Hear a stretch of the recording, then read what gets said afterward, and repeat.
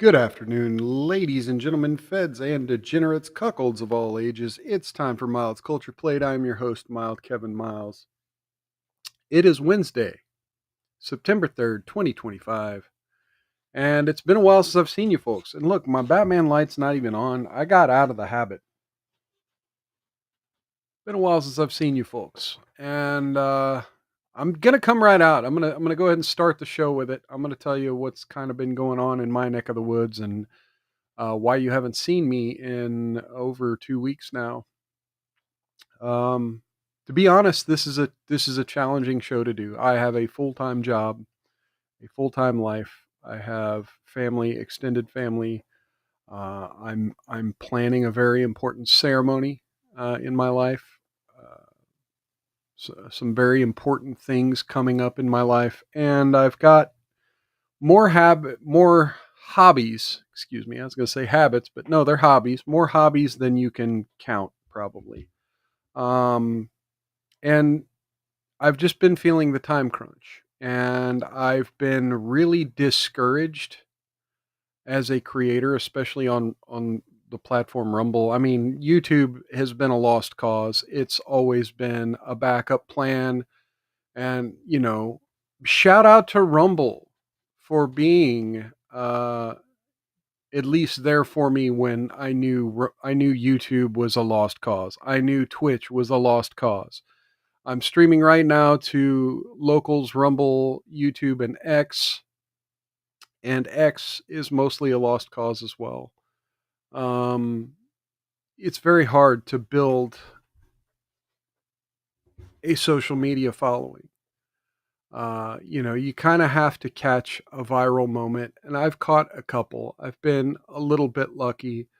And with the first month of the Rumble Creator Program, I was one of the first few people to get in to the Rumble Creator Program. And that first month, it paid pretty well. It enabled me to make an attempt to upgrade some of my equipment. I spent a lot of money and didn't really actually upgrade anything in the long run because it was going to be way more expensive to finish the computer build I was attempting than it was worth, and kind of that's where I was at with that. I was kind of hoping that eventually more money would come in on the Rumble Creator Program. I'd be able to kind of have a streaming box and a video box and be able to kind of do this a little more streamlined. I'm giving you a lot of history to lead up to where this kind of wound up at. That was back in March and April. All the events I just mentioned was back in March and April. And what kind of coincided with all of that is this frustration I started to grow for me with Rumble as a platform. And look, I want to be perfectly honest. I love streaming here on Rumble. By the way, cheers to Sanglan86. He showed up in the chat with some dancers there. Oh, gotta love the dancers. I'll give you a 5. There you go. You gotta love them dancers. So yeah, cheers to Sanglan86. Always good seeing you, friend. Can always count on you to stop by, and for that, I love you, man. You're a real one. We've got a few viewers over there on Rumble, and hopefully you guys are taking this to heart. Because yeah, it's really been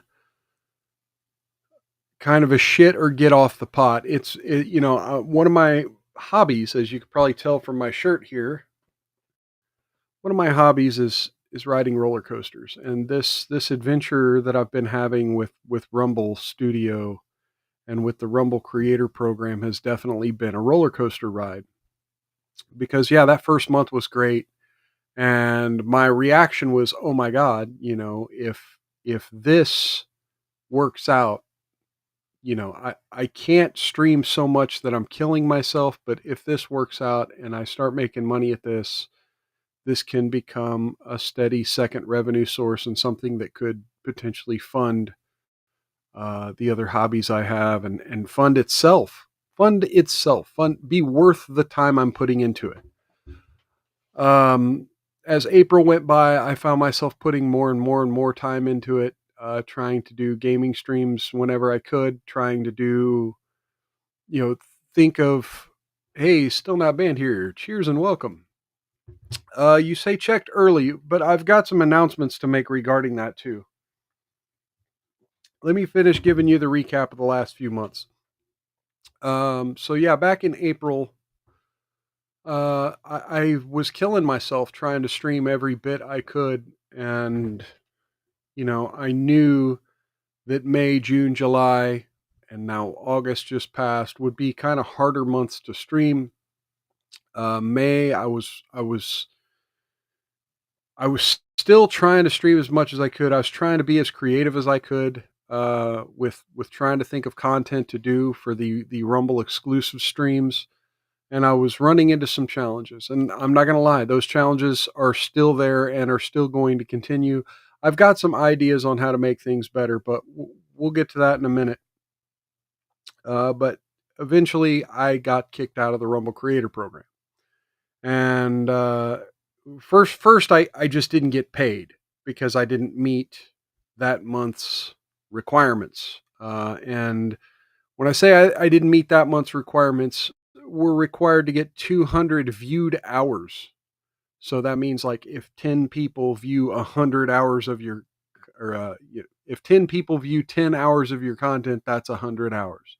So I would need 20 people to view 10 hours of my content a month. I needed 200. I got to 198 viewed hours for that month, and therefore did not reach monetization. This was back in May. And then, of course, June, I took some time off. I went on a vacation. I did not stream every single weekend, or not weekend. Yeah, well, I didn't stream the weekend. I went on vacation, but I also didn't do every uh, Monday stream, and I didn't do every gaming stream. And it looked like I was, I had plenty of time. I had everything good to go. But then two of my gaming streams, Rumble Studio was down, and I was unable to go live for my Rumble Studio.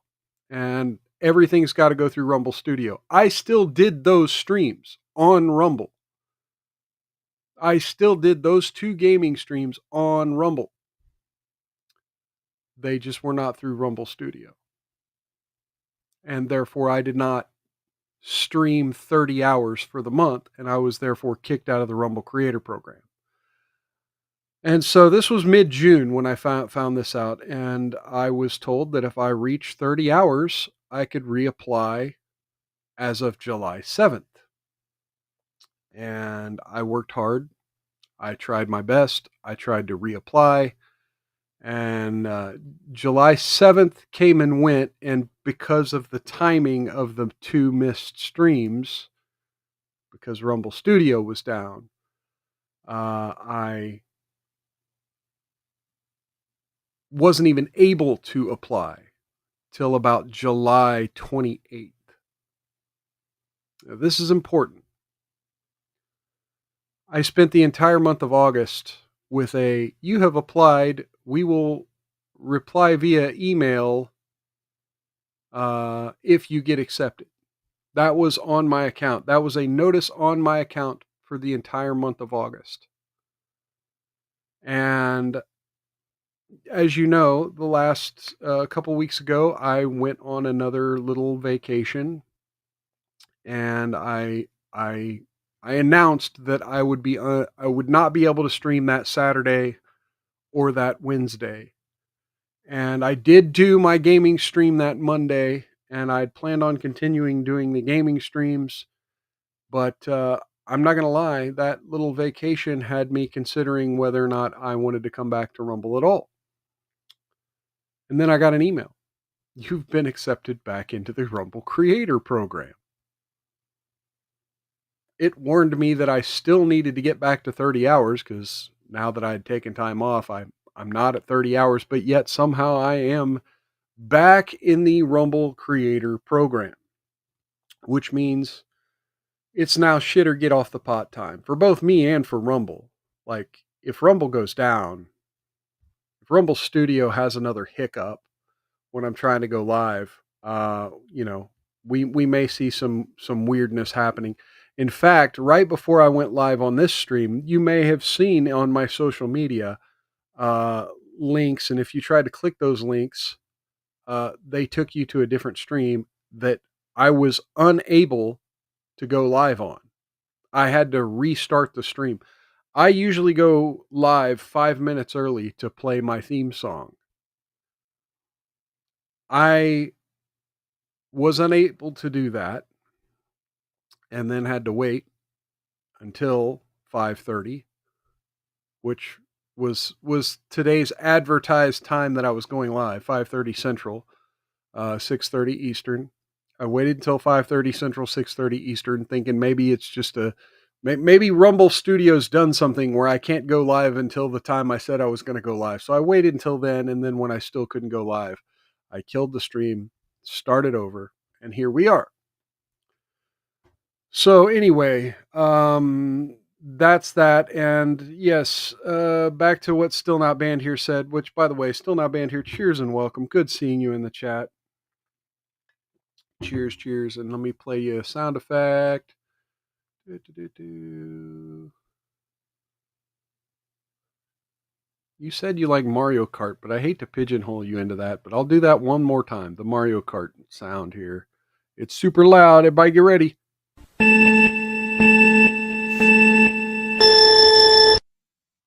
Okay, so it looks like we're losing viewers on Rumble. Hopefully those people will be back. Because yeah, it's shit or get off the pot time. Because I like I said, I can't kill myself, but I have to squeeze just enough time into doing this that it makes it worth it. Now I'm going to get into several news stories. We're going to be talking about lots of stuff. It's going to be a long night here. We're going to be doing a long stream, and that's kind of my plan for now. Is I used to do an hour to an hour and a half, and that's something you could count on. I'm gonna now try to do longer culture plates. They might be more casual. If you've seen some of my more recent streams where I didn't have news stories prepared and I just kind of shot the shit, zooming through Google News and zooming through my X feed, you're going to see more streams like that. I'm also going to make a more concerted effort to try to get guests on. You've never seen guests on Mild's Culture Plate, at least not in a couple years. I think the last guest I had on was, I think maybe the only guest I've ever had on was Talk with Sally. And so, but you're going to be seeing, I'm going to try my damnedest to get more guests on. I've also got a business proposal that I'm working on behind the scenes that I'm going to propose to a few other Rumble creators, and we'll see how that pans out. I'm hoping it works out, because if it does, that will help grow the channel as well.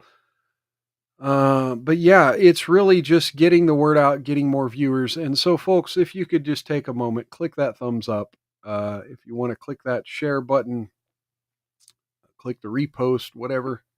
Let people know I'm here. I post in a few places before the stream, but I'm going to be honest, especially on Wednesdays, I'm usually very busy before I stream. And so therefore, marketing is the one thing I do not do well. I cannot market for shit. And so getting the word out is something I cannot do. Hopefully I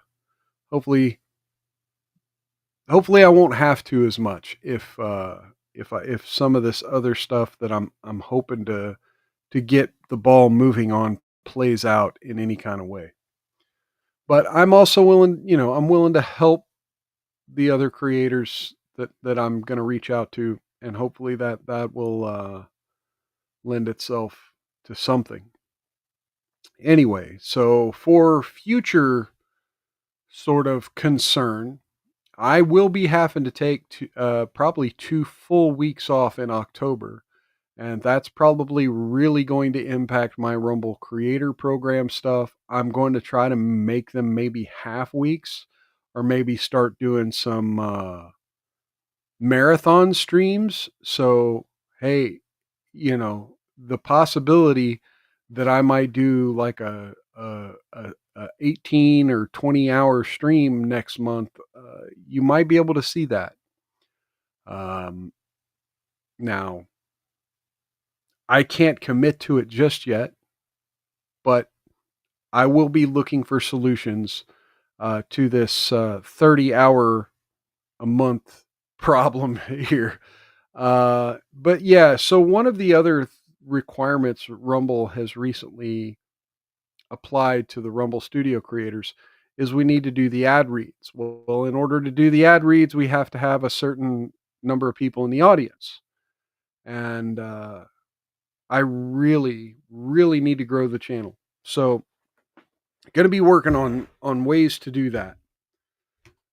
Oh yeah, the other thing, I will also be taking at least a few days off in at the end of this month, the very end of this month. I think there's a Saturday I'm going to be out of town. Um, I should be trying to make up that Saturday stream at some point.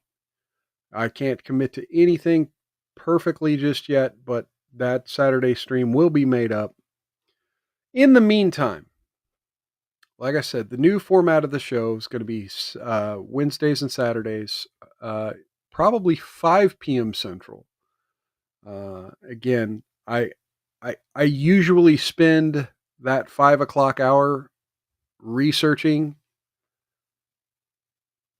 topics and throwing the link out on X and Facebook and a couple places on Discord.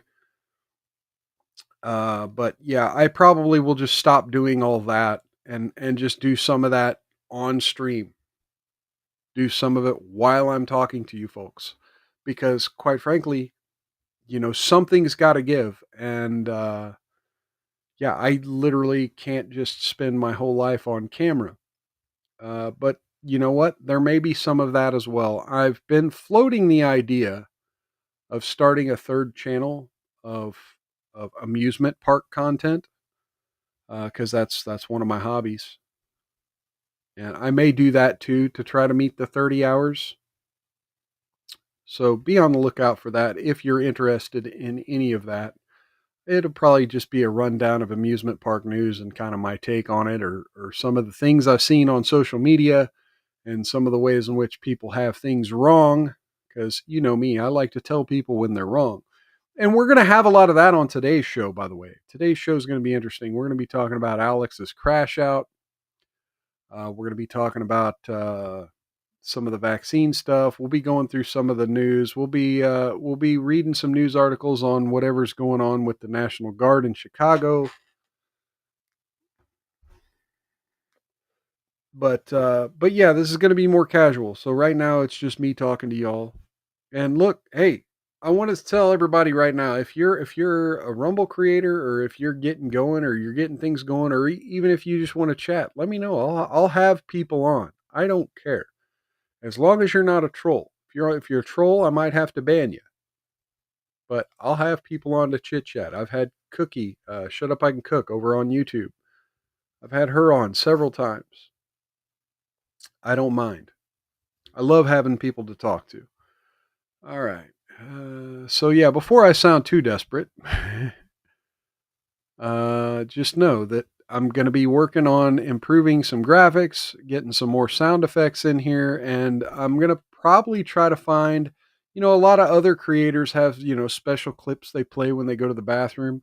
Well, if I'm going to be doing things like marathon streams and 2 and 3 hour streams, I'm going to be needing to go to the bathroom. So anyway, so right now the schedule going forward is going to be probably 5 to 7 Central, uh, Wednesdays and Saturdays. That may change. The Saturday stream I might start doing in the morning, like 11 a.m. Central, noon Eastern. I'm kind of floating around the idea. I know, like, there's no audience at that time. There's not very many people online at that time, but I'm hoping that if I get started, like, at least for me, like, there's hardly anybody else online at that time, and so if I'm driving around town to get lunch or something, there's not a whole lot of entertainment going on at noon on a Saturday. So I may be making that change because for me personally, that's a much easier time for me to spend on this camera. There's not a whole lot going on in my household. Uh, my other family members aren't really expecting to see me during the day. And quite frankly, that opens me up to be able to go ride roller coasters or go perform music or something on a Saturday night to do the kind of things I love to do that's conflicting with my ability to do this stream. So, yeah, I'm thinking about making that change, sort of having a morning weekend show. And yeah, Wednesdays and Saturdays for now at 5 p.m. Central. And then Mondays, starting this Monday, I believe, I'm going to be doing the Rumble exclusive stream. Now, a lot of this is going to be more watching documentaries like my Rumble exclusives were before. I might be busting out some classic documentaries. I literally have a giant bag of documentaries that I used to hand out, and I burned, CDs. And I'm kind of curious if I were to upload those to my computer.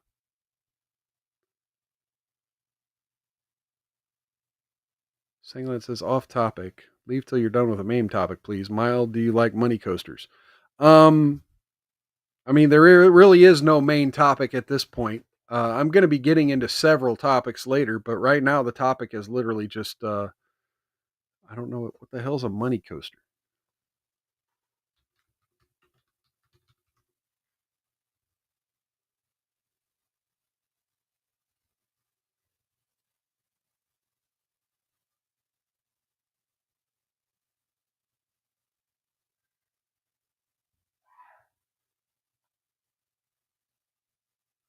Just coasters?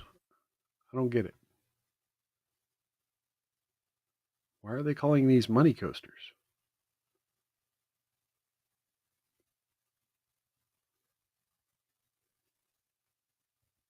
Oh, penny stocks? I mean, I have a few penny stocks, but no, the stocks I invest in, I just grab and hold. I don't. Yeah, I'll ride it till it crashes and burns or flies. Yeah, which every stock I've ever invested in, I still hold, and they're all crashing and burning mostly. I got the GameStop, I got the AMC, I've got Rumble, I've got Six Flags, and every one of them practically are crashing and burning. Hey, we just hit a milestone on viewers. Let me see if I've got an ad read. Let's do this. Rumble Premium. There we go. You probably notice Rumble's growing fast and it's not slowing down. And hopefully I've got a good idea to help it grow too. They're building a real alternative to big tech that puts creators first and actually protects free speech. And now there's Rumble Premium as an easy way to upgrade your experience. With Premium, you get ad-free viewing across the platform, no pre-rolls, no interruptions, just the content you came for. Plus, Premium members unlock content like bonus videos, behind-the-scenes drops, and more from your favorite creators. Right now, Rumble's offering $10 off an annual subscription. Go to rumble.com/premium and use promo code STUDIO at checkout. That's rumble.com/premium, promo code STUDIO. No ads, more freedom, and content that you actually care about. That's the deal. And the viewers just dropped as soon as I did that. Hopefully that's considered. Hopefully that gets saved in their system. All right. So you guys want me to be funny, right? You guys want to hear rants. You guys want to hear me talk about the news. You want to see funny shit. You're done hearing me ramble on about my life and my troubles and my problems and all the challenges of being a live streamer. And oh my god, he's crying on the live stream. He sucks. Oh, remember guys trying to make spider silk textiles? No one's protesting the modified silkworms. Well, my opinion of that is I'd rather have genetically modified silkworms than whatever the hell. There was a news story that came out a couple weeks ago. And this is one of the unfortunate things about every time I take some time off, shit goes down. I would have loved to have done a nice rant about the news article that came out talking about how what was it, polyester is harming women's fertility, because literally the day that article came out, I was at a theme park in Iowa. I'm not going to lie. Probably about 50 women in that park on that day were wearing fucking Lululemon. Like, I read that article, I go to the park, and all of a sudden, yeah, it's all the freaking either the yoga pants or the real tight stretchy tops. Like, everyone was wearing that shit. I get it. It's cheap, comfortable, you know, shilled stuff. It's the popular thing for the ladies right now. But dear Lord, it was everywhere that day. And so yeah, we're finding out polyester harms women's fertility. And yeah, good time to find that out, huh?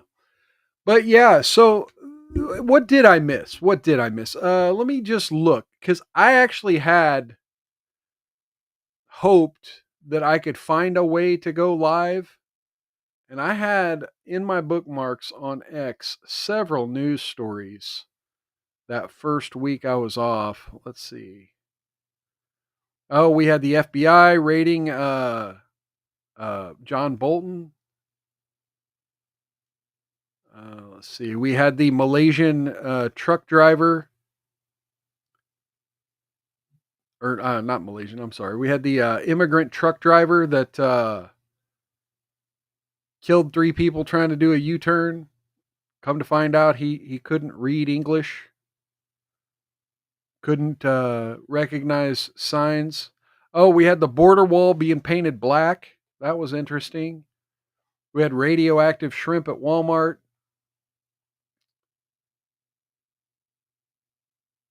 Let's see. We had more trans madness. We had the trans shooter. We had another trans dude filming people in the locker room.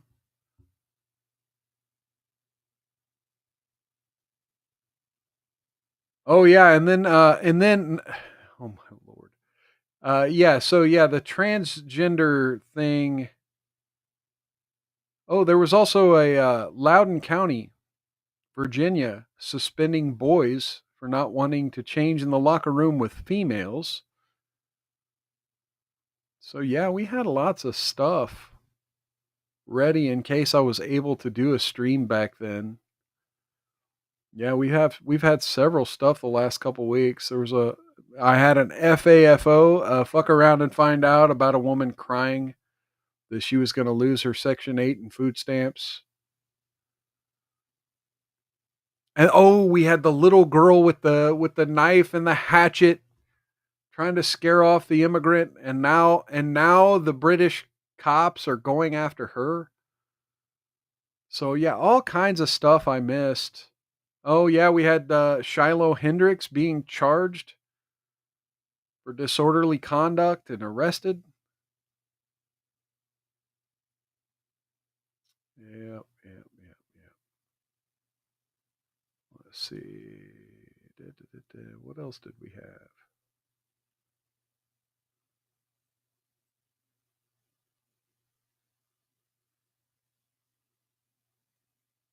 We had the Trump administration. This is more over the last few days. We had the Trump administration apparently threatening that anyone who votes with Thomas Massie on the release of the Epstein files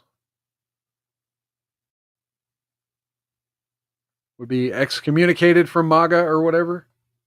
They would regret it. So, yeah, we had a bunch of that. Anyway, so I've rambled for about a half hour now. Hopefully that gave some more people time to come in, hit that like button. You know, I just want to say, like, now that these are the new terms of the Rumble Creator Program, I want to do one more, what do you call it, PSA here. If you're watching on Rumble, I always give this little spiel at the end of the show. Anyone listening to the audio only or watching on demand, right? If you're lurking, if you're just chilling with this on in the background, at some point, doesn't have to be right now, doesn't have to be till the end of the show, whatever, stop into the chat and just put a period, put a hello, put something. Because now just getting a person typing in the chat is important to Rumble users now. It's part of our algorithms now. It's part of what helps make the money, what helps pay the bills, what helps promote the channel. So yeah, if you could take just a second and just say hi at some point, just say hello in the chat. Let's see. Sangland says second try. Yep, Brits aren't allowed to resist the grape. Yeah, that's interesting. You mentioned that. I caught the Rumble lineup today. I watched most of it, and I saw that Tommy Robinson was on Tim Pool. They had a good little interview that talked a lot about that. Talked a lot about the fact that a lot of these things happen, and then the government will protect these migrants over in the UK. The government will protect the migrants and make them out to be the victim. Meanwhile, you have young children who've been sexually abused. Well, they're just the racist bigots who need to be arrested for what's going on. What the heck are you typing in the chat, Sanglant? Have one of these. Are those supposed to be boobies?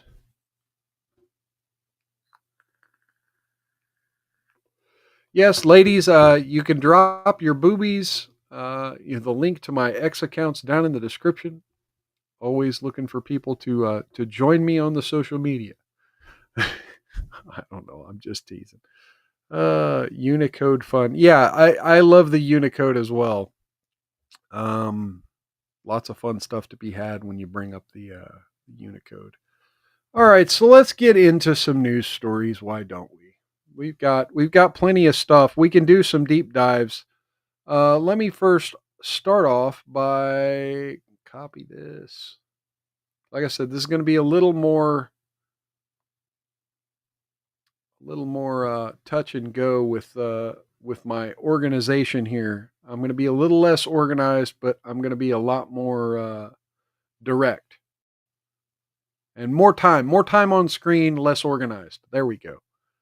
Okay, so let's go with this here.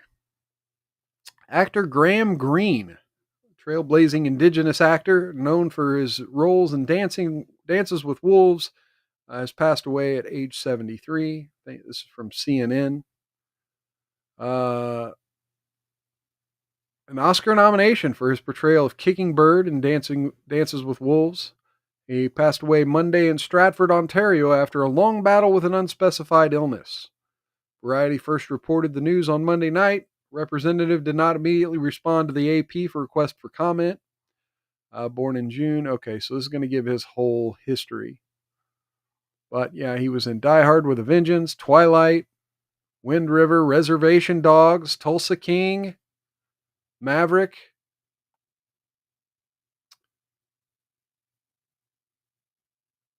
He's been in some good stuff. So yeah, rest in peace. Rest in peace, Mr. Green. Cheers. Moment of silence for your family.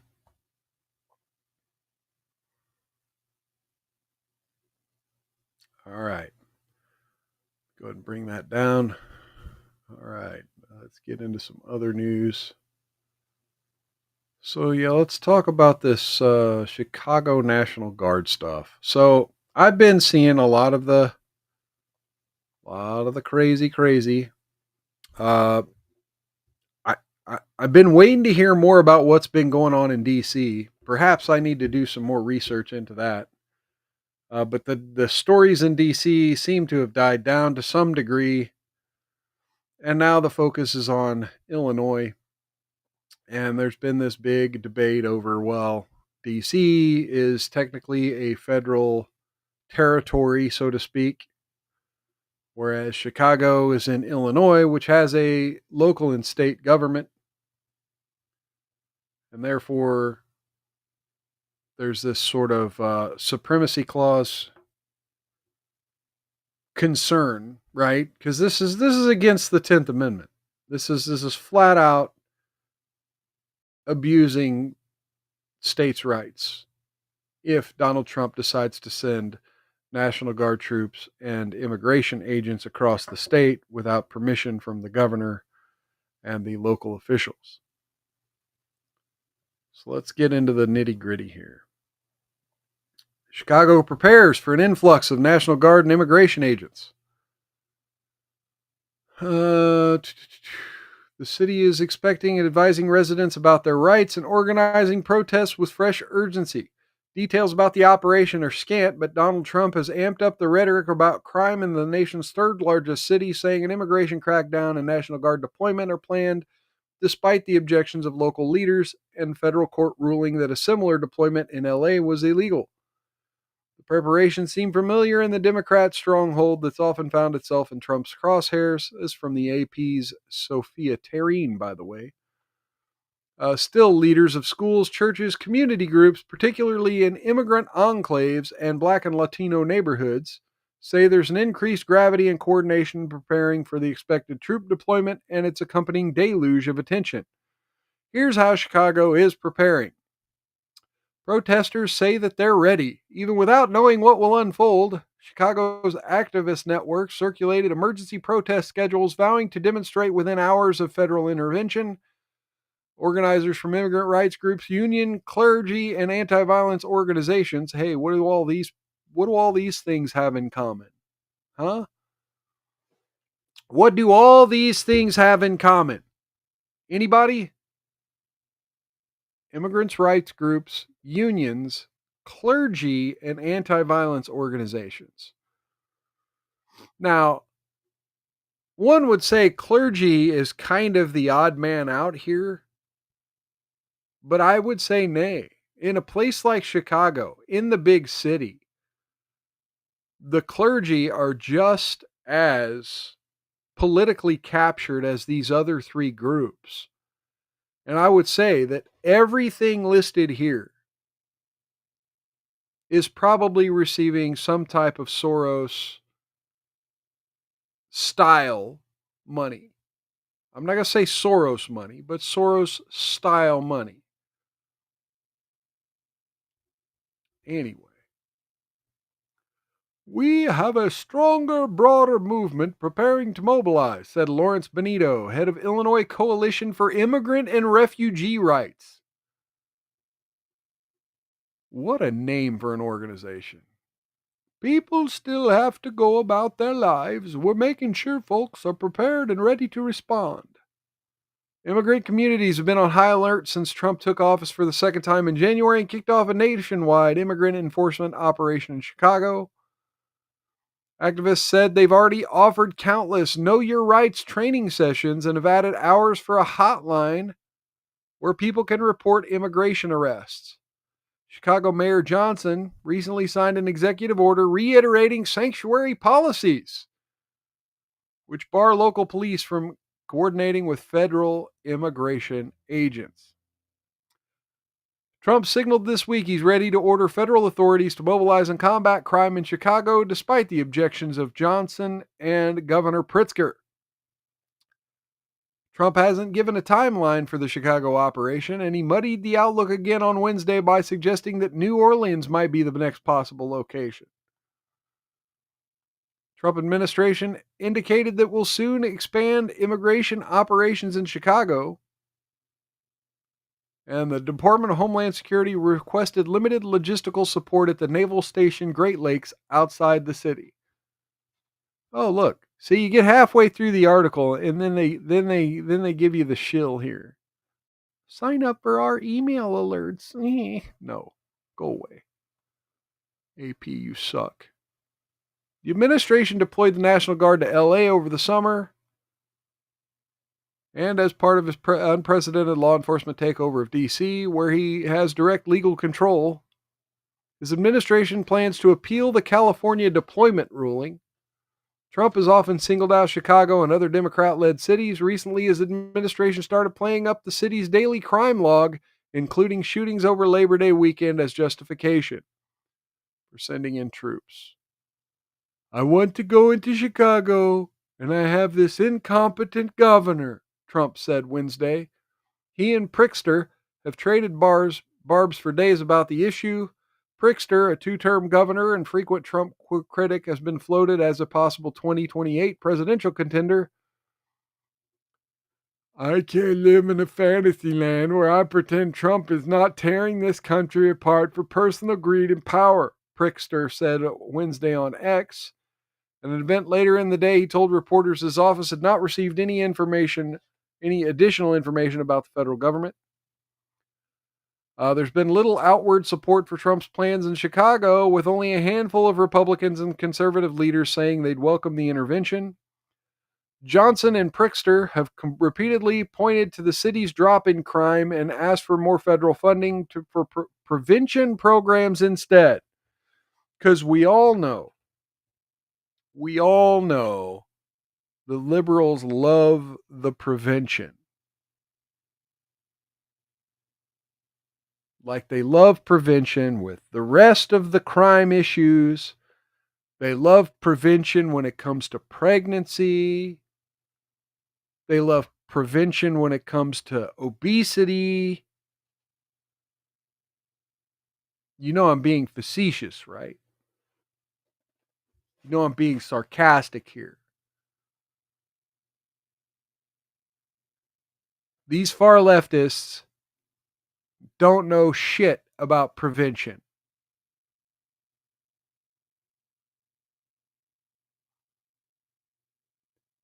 Leftists act like there's never a problem until after it's too late to solve. And then they want to do the literal worst outcome ever.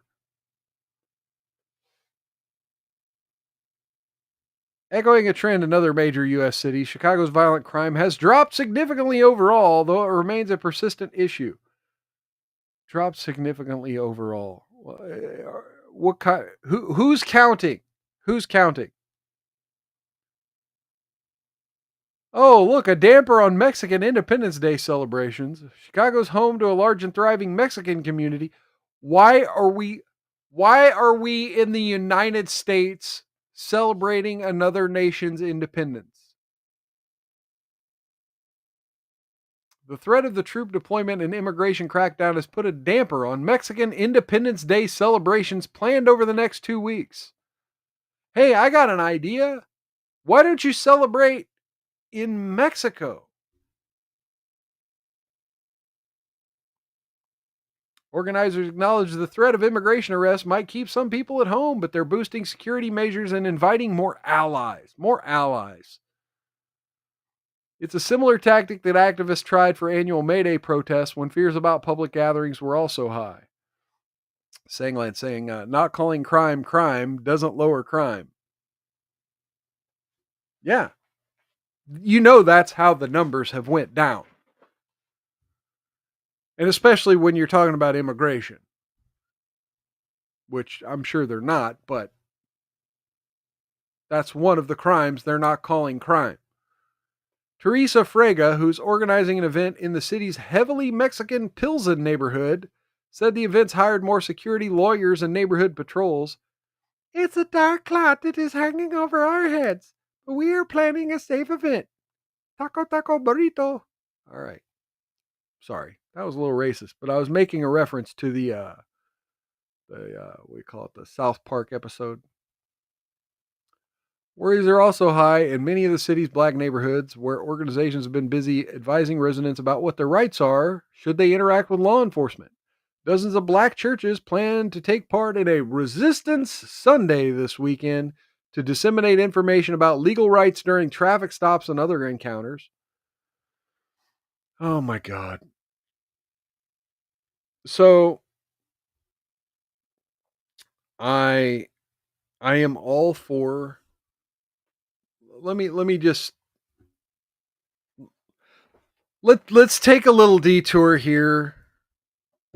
Take a little bit of a detour. Look, as a libertarian, I really sometimes enjoy those videos where you have a cop who's all, yeah, you can't film here, or y'all need you to get out of the car, like, and like they wind up getting schooled on their rights. Now, granted, I always maintain like the side of the road is not the place to litigate. But when people have done it, when people have argued with a cop on the side of the road and tried to tell the cop, look, this is what the law is, this is what my rights are. Like, I'm doing journalism here a little bit. Like, I'm not doing full on journalism because this is more of an opinion show, but I'm the news. I'm speaking into the universe. Like, you are the news. We're all the press. That's the point of the First Amendment. And so when you have someone in a public place taking video or taking photographs and a cop approaches them and says, you can't film here, that is highly illegal.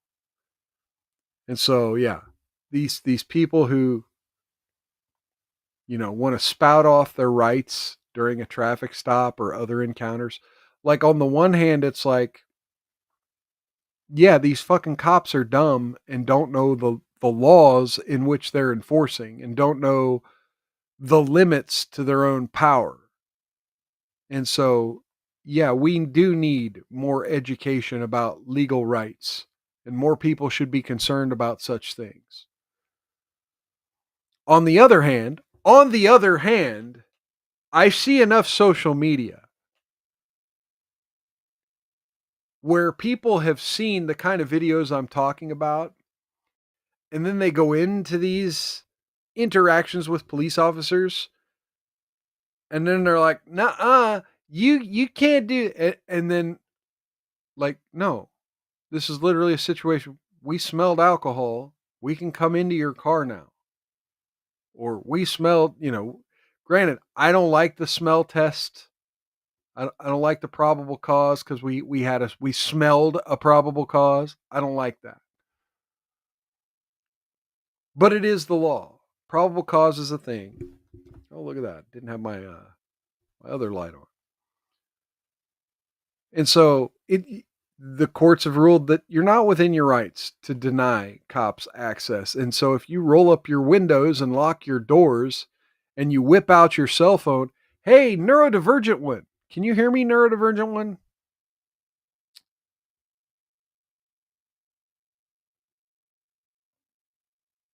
I have something I would like to talk to neurodivergent one about offline. I was just wondering how often you checked your Twitter, your X. Anyway, not important, not important. Segla says they really don't like it when you reply, but all I smell is bacon. Anyway, cheers and welcome to Neurodivergent One, power mod of the internet. Always love having Neurodivergent One by, and yes, like he said, smash the thumb. Wow, we really have had an interesting. I'll give a Neurodivergent One the Taco Bell. There we go. Um, let's see. We've had a really eclectic. What do you call it? Viewership. It like the numbers are going up, down, up, down, up, down. Hopefully that's not because I'm being boring. Hopefully it's because other people are going live or whatever. Okay, so let's get back into this. Johnson and other black mayors have called. So anyway, going into a church full of folks and just saying, we're gonna educate all these people on their legal rights during traffic stops because now everyone's gonna be a freaking roadside lawyer. We need resources, not troops, said Reverend Marshall Hatch, a civil rights activist. We're not interested in this charade of troops. Johnson and other black mayors have called Trump's targeting of Democrat cities racist. Racist? Really? Really? I think it's racist to assume that Democrats and black people go hand in hand. So, targeting of Democrat cities is racist. Well, I'm sorry. I see a lot of lefties that are pretty fucking white. I don't know how black and Democrat go hand in hand. Trump has often used racist narratives about urban crime. Okay. You see the blue? It's a link. It's a hyperlink. Should we see what they have to say? Okay, let's dive in a little bit. Trump's rhetoric about DC echoes a history of racist narratives about urban crime. Oh, look, by Matt Brown. Look, this individual surely doesn't have an agenda here.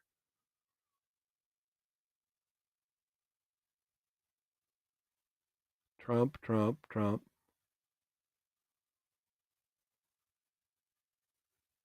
Yeah.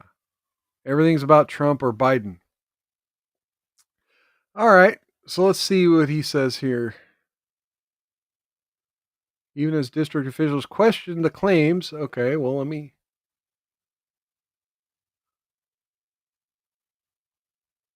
Of course, it links to an AP fact check.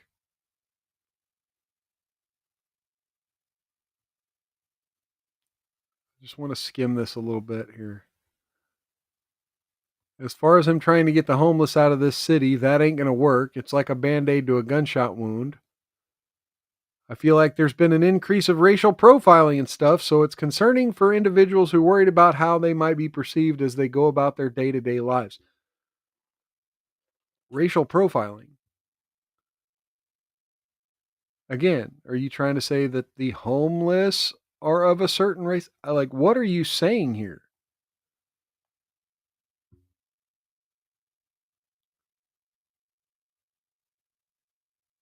President foreshadowed. See, this none of this quotes the president. President foreshadowed that if these handy-handed tactics take root here, they'll be rolled out to majority black and brown cities like Chicago, Oakland, and Baltimore. Okay, that a history of denigrating language. So yeah, everything in history is racist, so therefore Trump is racist. So-called emergency. Residents know that access to our democracy is tenuous.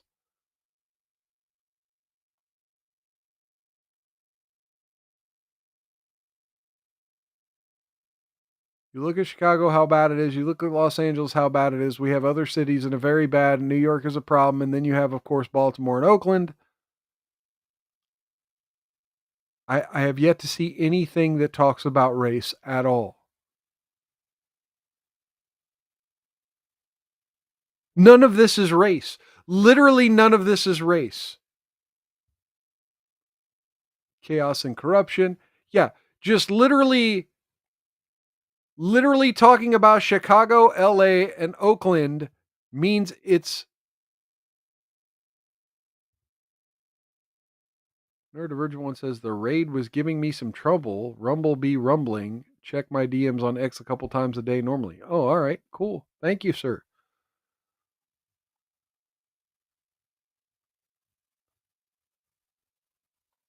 Literally none of this was racist. You have to oh, hey, we are the show. Man, cheers and welcome. Love seeing you in the chat, man. You really holding it down. Oh, the guns are black. They blame the guns. The guns are black. All right, so let's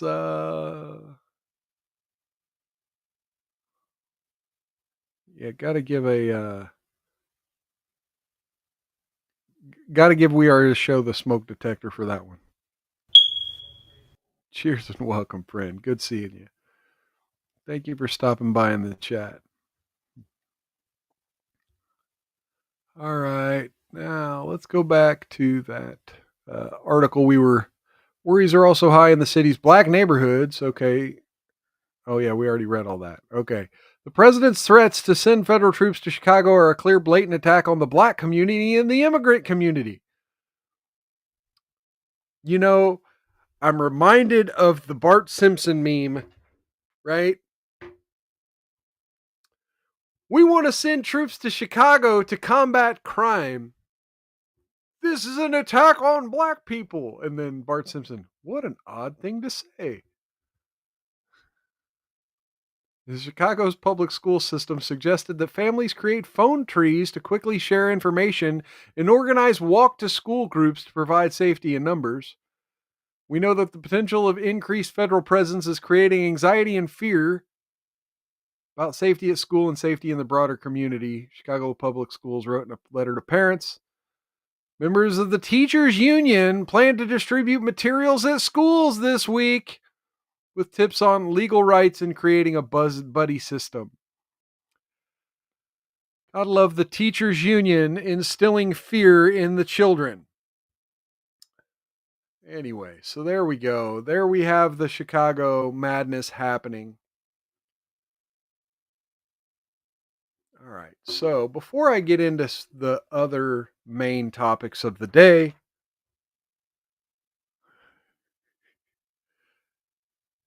let's see. Sangline saying we are the show, but then they're all pissed off that the Border Patrol is making the wall black. Morons don't know what they want. But once everything is white, there be no racisms. No, that's just it, Dean. Everything is not going to be white. Everything's going to be some weird mixed shade of brown gray. That's what they want. Diversity is turning everything into brown gray, and yet rainbow colored because we'll all be some sort of LGBTQIA, some weird agender nothingness of sexuality that just, you know, will allow anything up our poop chute. All right. Let's so I didn't do a lot of preparation. There are three main topics I prepared for. I don't want to get into them yet because we still have plenty of show left. So let me go over to the New York Post and see what we got.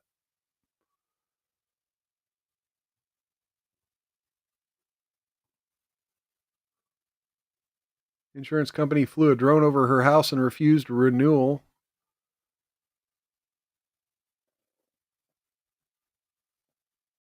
What?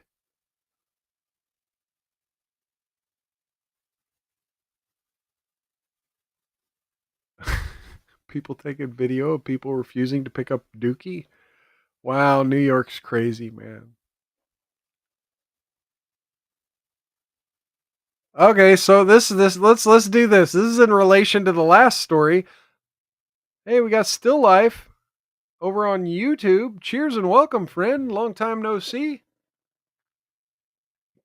Cheers and welcome. Let's give Still Life a good welcome back. Let's see.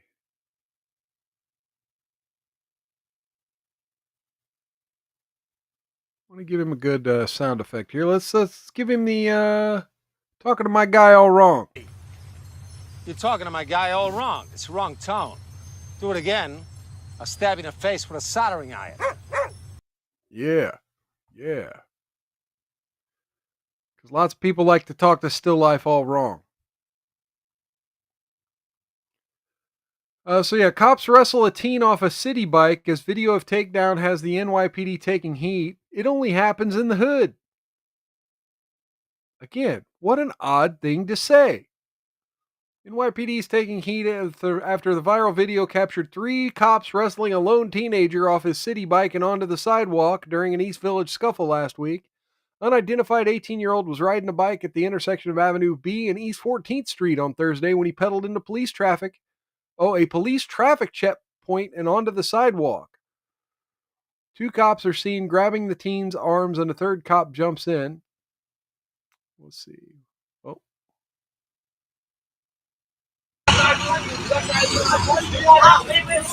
Oh yeah, here we go.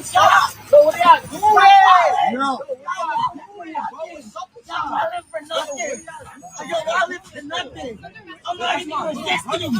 I'm not even resisting. I didn't do nothing. Stop watching me. You're fucking going for nothing. For nothing. Because I didn't do shit. Why are you driving? Why are you doing that to him, bro? Why are you doing that to him? Stop. That does seem a little excessive, but Yo, why are you doing that, bro? What's wrong with you? No. What are you doing? but at the same time, he is wiggling. He could just. Guys, he's not doing anything. You don't need to chase him, bro. He's on the fucking ground for nothing. He's a child. What is wrong with you people? What is wrong with you people? Wow. Oh, now you need backup for a child? You're a coward, lady. You're a fucking coward. No, I'm recording right here. I got my right. Take a step back. You can. You're right. From a step back. I'm recording right here, From a lady. step back. What? I'm not threatening you, lady. I need you to de-escalate. Well, they got him up, handcuffed. Everything's Okay, fine what are you now. doing to this child? That's crazy though, officer. Child. He called him a child. Y'all was killing him for nothing, bro. What is wrong with you people? What is wrong with you people? There's other stuff in this world going on, man. That's why. Nigga going to school and shit. I gotta deal with this Why shit. y'all do that to him, B? Unbelievable. And it says he could be seizing from the hip to the head. Yeah. They're murderers. What's up? Keep walking, fascist. I'm hoping it loops. I want to see the beginning of this again. Oh, thank you. I hope you recording. Yo, I hope you recording this. Yeah, I'm recording it. Yo, I'm going to 20th right now. He killed somebody? No. This kid killed somebody? No. Did this kid kill somebody? He blew up a building or something? You know me. You got stripes too. That's crazy, man. What did he do? Damn, how long is this video? That's over the bike? That's over a bike. Unbelievable. Swerving the bike. Well, what did he swerve? Like if he swerved and act like he was going to hit a cop. For riding a bike, guys? All right. Sieg Heil, fascists. You have a good day. Oh, in an unmarked too, huh? Okay. Crazy, man. Unmarked. You want to ride and wear a mask next time? Oh man, they had to turn on the damn siren. Let me turn that off. Okay, so there it is. Okay, yeah. So it just started when they already had a hold of him. All right, let's go back to the article. Nope, this article. Wait, where did it go? Oh no, yeah, it was the same tab. I just clicked into it. Okay. Folks, I forgot how to use the internet. Don't mind me. Don't mind me. I'm a little rusty and a little retarded. All right. Yeah. Yeah, Dean, why did Trump do this to the NYPD? Yeah, a bike that won't move without the app.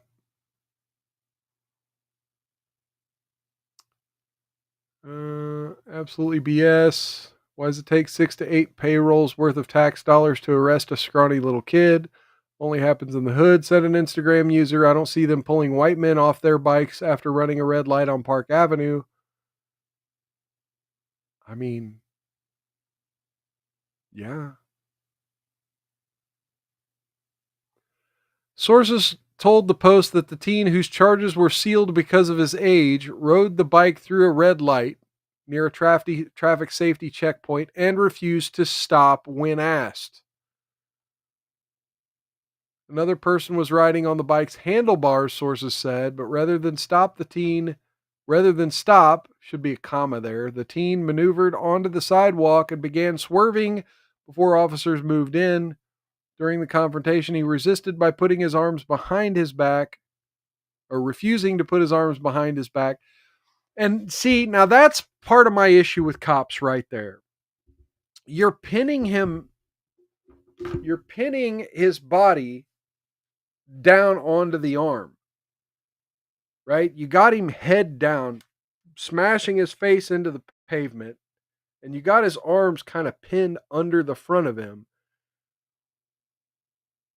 And you're kind of putting force in both directions because there's a cop here, and a cop here.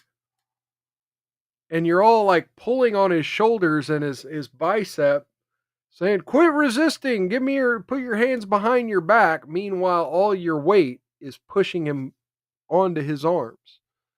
So yeah, I do take some issues with cops doing that. I've seen it too many fucking times. But yeah, by that point in time, if cops had told him to stop and he swerved away and tried to ride away, you've already pissed off the cops where they're going to be too aggressive. He was resisting the entire time, someone wrote. That was tactical and done for everyone's safety. Please stop with the ridiculous comments in the video. The police go through intensive training on how to restrain individuals who aren't allowing the officers to cuff this individual. And let's allow the cops to do this with safety. Okay, so yeah, there's that. All right, what's Fox News talking about?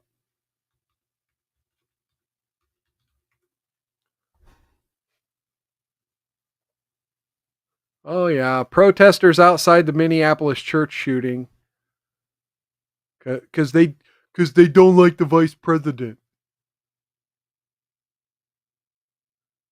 And protection for 268,000 Venezuelans. We have 268,000 Venezuelans? Dear Lord.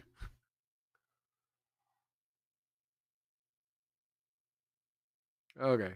I've had enough of that. All right, let's get into the big stories. Okay, yeah, it's 6:45. We've got time.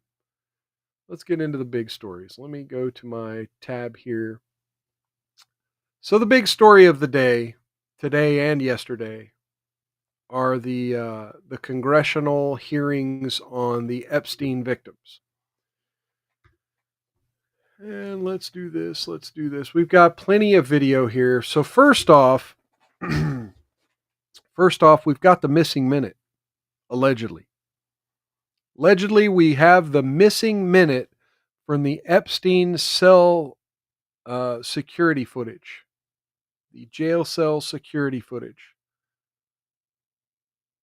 Singlet says, then you have the execution circle with each moron yelling orders, and no matter which order you follow, you get shot. Oh my God. Was that Daniel Shaver? No fucking hope.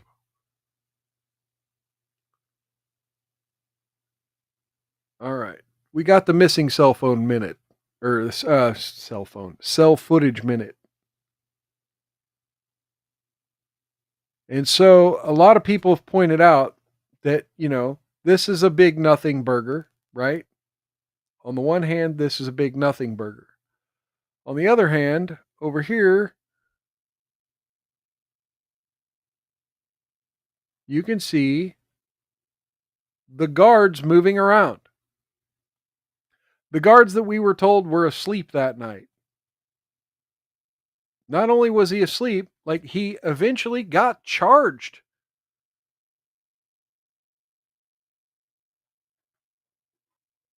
Like he literally got disciplined, charged, and sentenced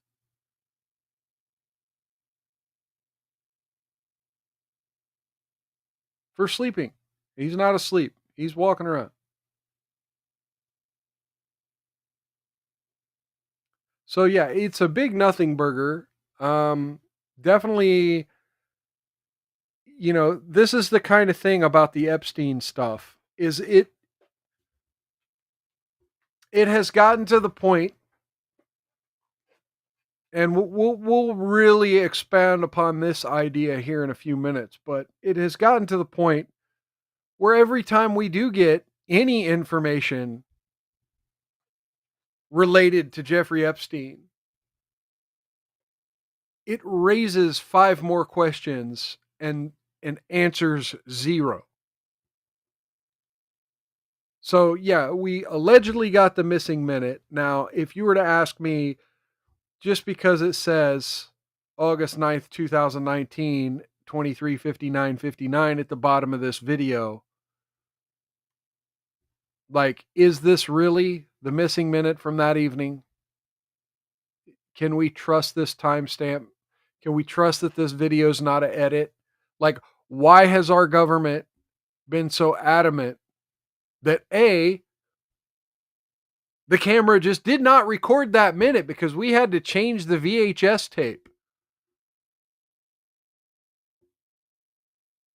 This minute literally does not exist, said Pam Bondi.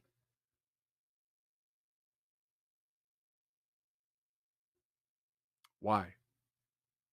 Why be so adamant about it? Why? Because you're ashamed of the security guard walking around, the prison guard walking around? Is that why you're lying to the American people? Because you don't want to be held responsible for a different lie? Is our government literally this schizophrenic,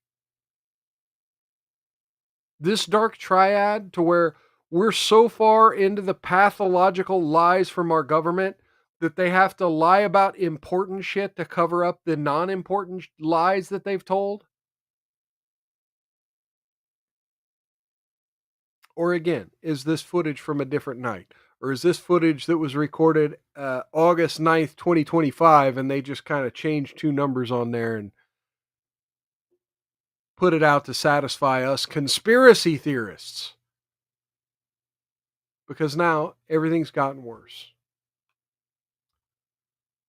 And that's not the only thing. That's not the only thing that's gotten worse. Let's get into this. Okay, so in yesterday, there was this big congressional hearing, and I got to give a shout out to Marjorie Taylor Greene, Ro Khanna, Thomas Massey, Anna Paulina Luna.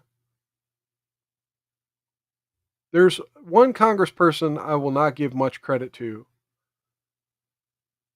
and that's Nancy Mace. Here's Nancy Mace walking out of the congressional hearing with the Epstein victims.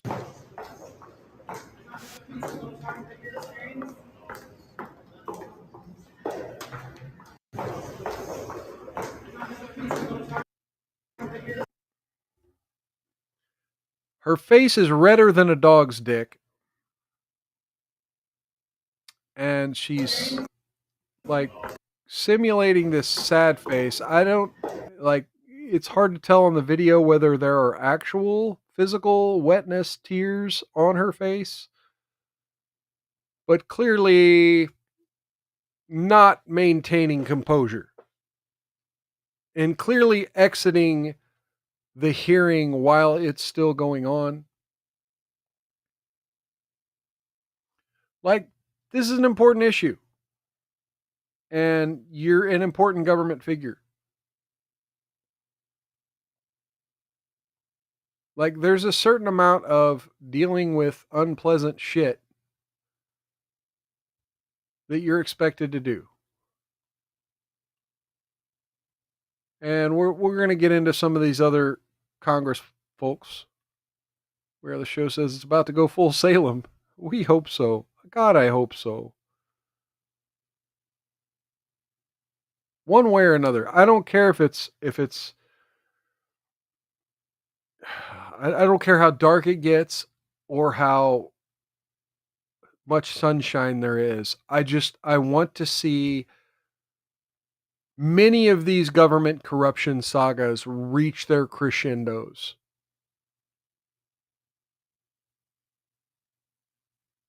Their Divergent one says repost people. Yeah, I love that repost button. But I love I love people coming into the chat just as much. So yeah, thumbs up, repost, do all that good stuff. All right, so let's get into Marjorie Taylor Greene talking yesterday. I was the second co-sponsor on Thomas Massey's resolution. After reading the entire resolution, I think it's very good. It's well written. It protects the victims, and it provides the transparency that the country deserves, and most importantly, the survivors deserve. Yes, I will be proudly signing the discharge petition. Why is it important to do this in addition to what the Oversight Committee is doing? Me personally, okay, so this is about the discharge I believe petition. This isn't about the committee hearing. My bad. On all levels, and this shouldn't have been a battle, and unfortunately, it has been one. And lots of Trump versus Congress people.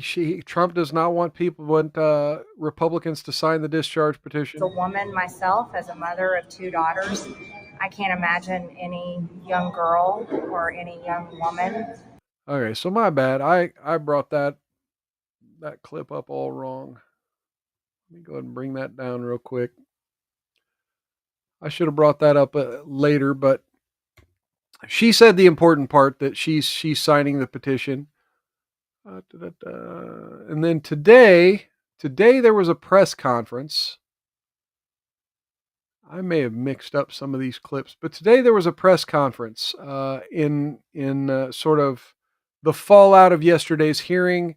There was a giant press conference with several of these congressional representatives and Epstein victims speaking on the steps of the Capitol. And this is what really, this whole situation, on the one hand, I'm very sad. But on the other hand, I'm very upset. Because this event today really kind of, it's one of the few things this week that has left a really bad taste in my mouth. And it's not so much what happened, it's how it happened. And we'll be getting into some of the other things that has me bothered later in the show. But it's not what happened, it's how it happened and why.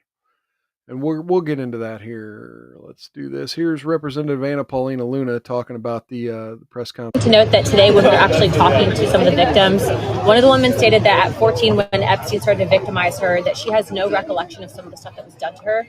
She's hoping to find that no out recollection. so that she can actually bring it to her therapist and continue the healing process in regards to the damage. She's trying to find out what happened to her. Trauma that was caused to her. So, but from what I'm being told, from what I'm hearing, there's a lot of very wealthy, bad people. It's actually scary to hear some of the stuff that was brought forward. And so I think the only way to collectively attack this is as a group and as a whole, meaning that Democrats and Republicans have to work together and back Comer subpoenas, because I think this is going to be pretty hairy. Is there more information? To note that today... Okay, back Comer subpoenas. Okay, Paulina Luna clearly has an idea of the way this needs to go. And let's do this. Next link. Okay, so here's Comer himself.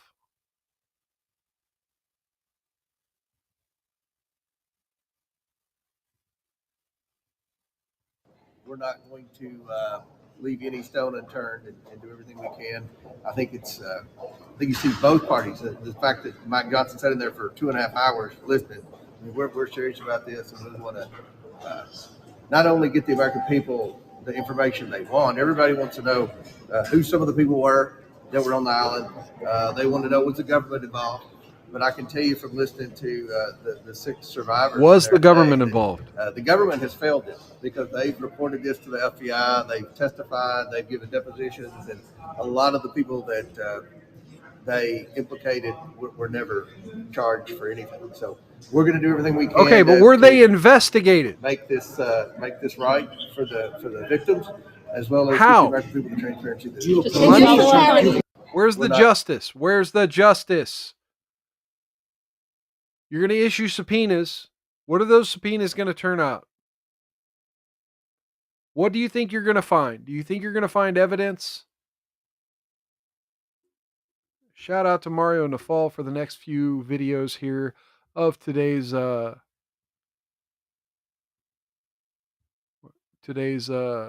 press conference. We're about to hear from a couple of these Epstein survivors, and we're going to break down some of the things that they're saying. So strap in, folks. Strap in. Transparency is justice. Release the files, end the secrecy, and stand with us in declaring that no one, no billionaires, no politicians, not world leaders, is above the law. All right. I mean, I'm down for that. Let me announce now. Several of us Epstein survivors have been discussing creating our own list of names.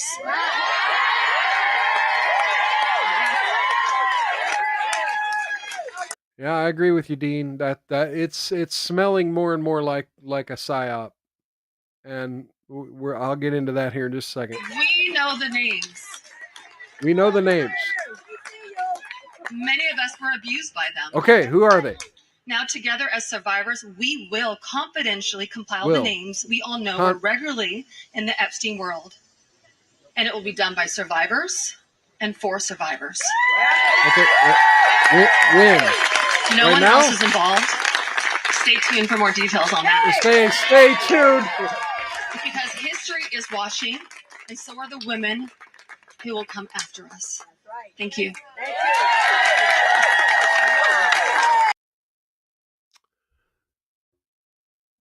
Every chapter. This is like a shitty Netflix show. Every chapter is it ends in a cliffhanger.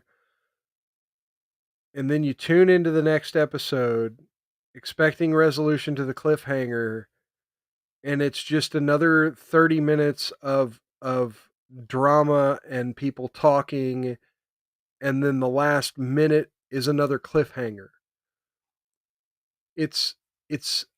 Everything's a fucking nothing burger. You know, everyone talks about the nothing ever happens bros on the internet. And it's like the nothing ever happens bros are winning the culture right now because literally nothing is ever happening. It's like we're getting all of these Trump wins. All of these Trump wins in so many ways. But for every win, there's like, and we'll be getting into some wins. Trust me, there are great things happening, and you're going to hear white pills later in the show, but for every white pill, there's like oh, we're doing this again. And this is one of those things where, oh, we're doing this again. Okay, let's get into clip number 2 here from Mario Nafal.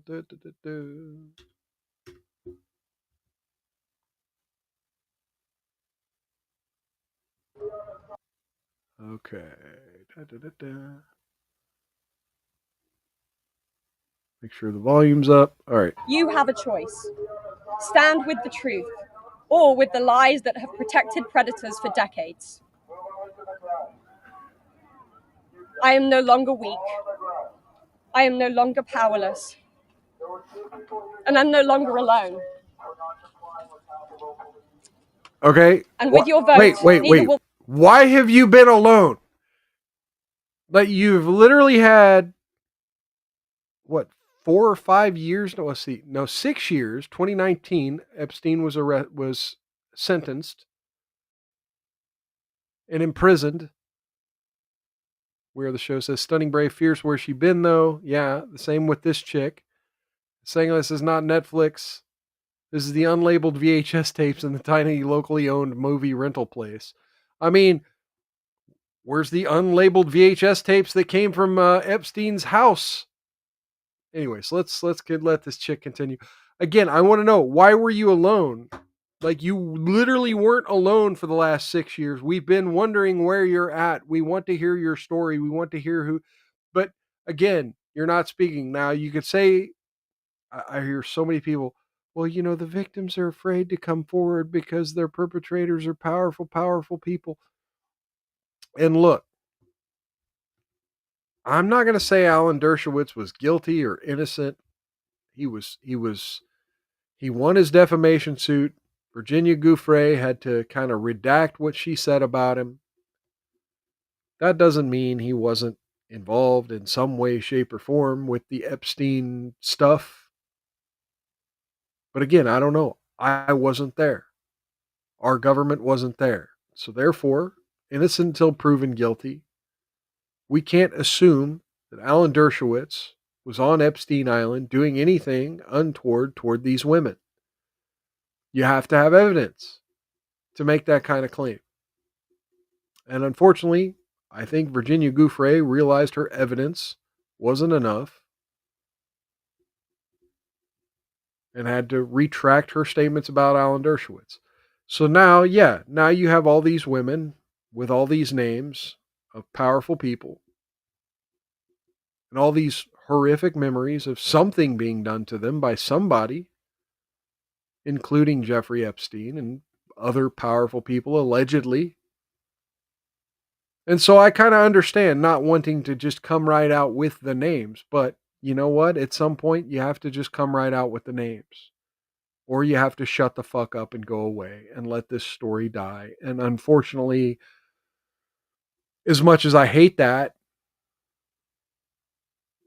like, we have to shit or get off the pot with the Epstein stuff. We can't keep this fucking, like Dean said, this government psyop essentially going. This is a distraction from everything else going on in our country right now. Anyway, let this bitch continue. The next generation be. President Trump, you Pardon have me, so much lovely young lady. influence and power in this situation. Please use that influence and power to help us, because we need it now and this country needs it now. Thank you. Now, you see, if You have a choice. if I'm not the pessimist that I am, that this two-pronged attack of Massey and Marjorie Taylor Greene trying to get the files unsealed and get them in the hands of Congress members, where maybe Congress members could get evidence of these women's experiences released to them and their lawyers, and therefore pursue charges, since our DOJ is not going to do it.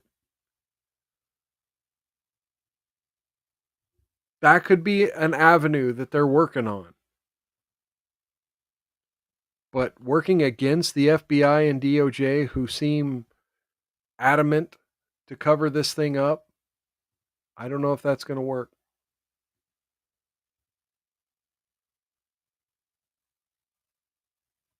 Okay, one more clip here.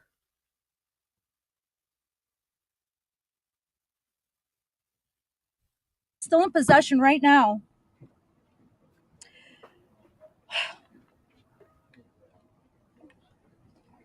of the documents and information about that could help me remember and get over all of this, maybe, remember. and help me heal. They have documents with my name on them that were confiscated from Jeffrey Epstein's house and could help me put the pieces of my own life back together. But I don't have any of it. And I know the same is true for this. Many Just smells sus as fuck to me.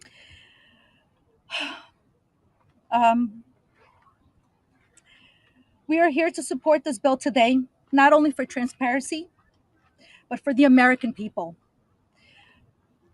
But see, Sanglant says unless they're willing to die to out them. This is where I'm at with this. What the fuck is this? Right? You could say you're afraid to die, but this is poking the bear. Saying, I know your name and I'm going to say it later. That's poking the bear. You can't say you're afraid of the bear if you're walking up and poking the bear.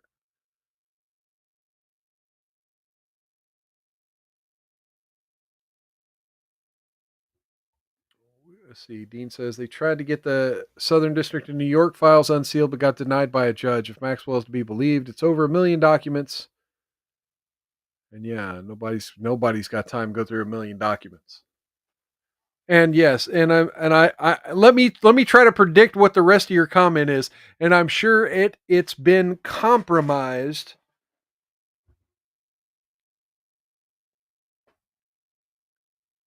It's a fucked case if they dumped over 1 million page of discovery. Yeah. Well, I mean, the point is, you have AI and lawyers help you go through it and find certain names, find certain connections in the documents. And again, the whole thing is such a fucking psyop. It's one day it's a Democrat hoax. The next day it's so tragic we got to investigate it. And then you have the Kash Patel and Dan Bongino acting fucking weird on camera and claiming that nothing exists. And then you got Pam Bondi saying that the minute of the videotape doesn't exist. And now they have the minute of videotape and nothing is on it. And it's like we're literally flooded with information that contradicts itself. And by the time we ever get, I mean, we may have already gotten some aspect of the truth, but now nobody's going to believe it. And that's the point. That's literally the whole point of this is everyone who is screaming release the Epstein files in 2023, 2024, 2025. Well, now we're going to release so much bullshit that by the time you finally lay your eyes on something, you're not going to believe it. And now these women, like I was about to tell Sanglant, if you're afraid to die, like this is poking the bear. You should have just named them. Or you should have just said what you do remember. Like at least speak out that, like, be as visible as possible. Be a hard target to hit without, the public watching. You got to be in the sunshine. We are the show. Yep, it's like the JFK files. You can look through and they have docs for every angle. And, right here on this show, I did we did a watch along of the 9-part Men Who Killed Kennedy series. And yeah, there's like 15 alternate theories for what happened to JFK. The issue is the official narrative that it was Lee Harvey Oswald, the 4th floor of the book depository, with a bolt action rifle, is the one theory that literally makes no sense. And so now for Pam Bondi, now the official government narrative on Jeffrey Epstein, for Pam Bondi to come out and say, oh yeah, no, Epstein just liked child porn and downloaded some, and yeah, there were a few women who testified that they gave him improper massages or whatever, and it was just him and nobody else. This is definitely not an intelligence community psyop. Close your eyes and walk away. It's the same thing. The official narrative does not make any sense, and anytime you uncover anything else, it It does nothing.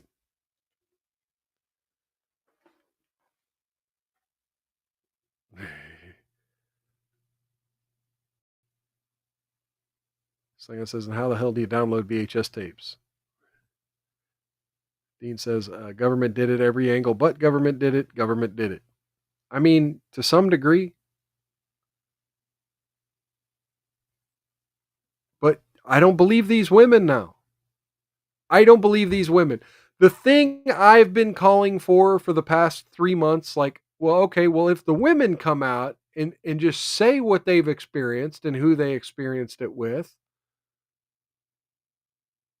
then maybe we'll have some justice. But now we have these women, these 3 women,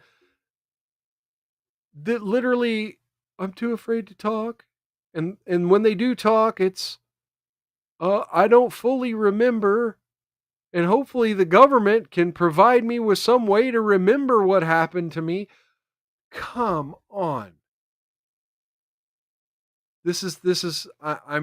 I'm officially, I'm black-pilled and giving up on the Epstein shit. If these are our victims, like, I'm sorry this happened to you, but you're going to have to give me more. If the government is going to release these documents to the public, describing the crimes committed by Jeffrey Epstein and others, the least that they can do is give me my documents that they have about me. The other survivors deserve the same respect. How do you know they have documents about you? While identifying information must be redacted to the public, it is equally important to provide the victims themselves with unredacted information. I will never forget when the FBI agent showed up in my door in 2008. Jeffrey Epstein hired a lawyer to represent me, or more like to represent him, I'd like to say. I couldn't ask any questions, and I had no idea what was going on. You took a lawyer from your abuser instead of getting your own. Until today, I think most of us are still terrified. I thought now, somebody granted, was she seems pretty young. going Maybe to kill she me. was still underage I thought at the something time. was going to happen to my sister or my mother. It went further out to even maybe thinking something would happen in Brazil with my family. Uh-oh. And then one day, the lawyer said that everything was just going to go away. Like nothing happened. I didn't need to testify. When I asked him why, he gave no explanation. That was it. So why? Why was I never called to testify then? Should have read your contract, lady. I'm so sorry. Many women. We could have saved so many lives from being abused. Why did he get away with it in 2008? Why was he able to go on in the abuse with hundreds of girls after the Florida investigation? Why didn't they let me testify to help? Real quick, on a side note, I see Sanglant and Dean over here talking about true crime community finally doing something productive. Watching every episode of this, and then Karen Reed case ended. Something going to take that time slot. Right now, I know LawTube. A lot of LawTube's been doing that. The husband getting murdered by his wife's family. Hired a hitman. That was an Anderson case. Pretty crazy. Stop him. Our government could have saved so many women, but Jeffrey Epstein was too important, and those women didn't matter. Why? Well, we matter now. We are here today, and we are speaking, and we are not going to stop speaking. Singer says, we are the show mile. Thought of a calibration stream? Stage lighting? Are you saying my lighting's bad? I mean, I'm trying to improve it a little bit, but... Speaking. Okay, wait, I gotta listen to that last sentence you said again. Well, we matter now. We are here today, and we are speaking. You matter because you have press cameras pointed at you and Congress people patting you on the back. Oh, collaboration. So yeah, if you folks missed the beginning of the show, one of the things I mentioned is that, I would like to be involved in more collaborations, and I am going to start reaching out to people. I have a lot of people on my short list that I would like to talk to. And yeah, I will leave it at that. I will leave the door open. I'm not going to put anybody on the spot here, but yeah, I'm definitely interested in collaborations, and in fact, I do have a project I really would like to work with people on, and I'm going to be putting some feelers out into the Rumble universe. Okay, so that's all I have on the Epstein stuff, and like I said, it's really disheartening to hear. Now, if I rewind all the way back, Nancy Mace, I shit on her for running out of that hearing, but in retrospect, you know, I feel like fucking Charlie Brown with Lucy and the football. If there were really details revealed in that closed door hearing, then maybe, just maybe, there's something to this, and we could hope that maybe there's going to be some justice. But so far, there's no justice, and quite frankly, we're spending a lot of time, resources, and effort and bullshit.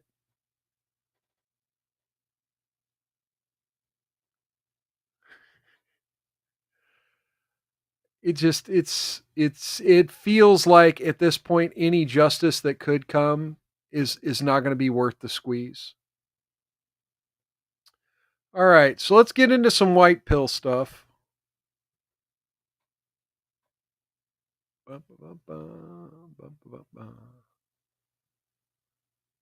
So apparently Donald Trump has now come out on Truth Social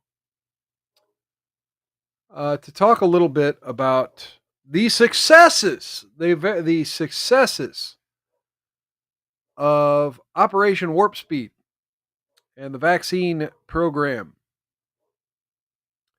Let's go to the Truth Social screenshot here. It is very important the drug companies justify the successes of their various COVID drugs. Many people think that they are a miracle that saved millions of lives, and others disagree. With CDC being ripped apart over this question, I want the answer, and I want it now. Donald Trump himself, has been shown information from Pfizer and others that is extraordinary, but they never seem to show those results to the public. Why not? They go off to the next hunt and let everyone rip themselves apart, including Bobby Kennedy Jr. and the CDC, trying to figure out the success or failure of the drug companies' COVID work. They show me great numbers and results, but they don't seem to be showing them to many others, and I want them to show them now to the CDC and public and clear up this mess. One way or another, I hope Operation Warp Speed was as brilliant as many say it was. If not, we all want to know about it and why. Thank you for your attention to this very important matter, President DJT.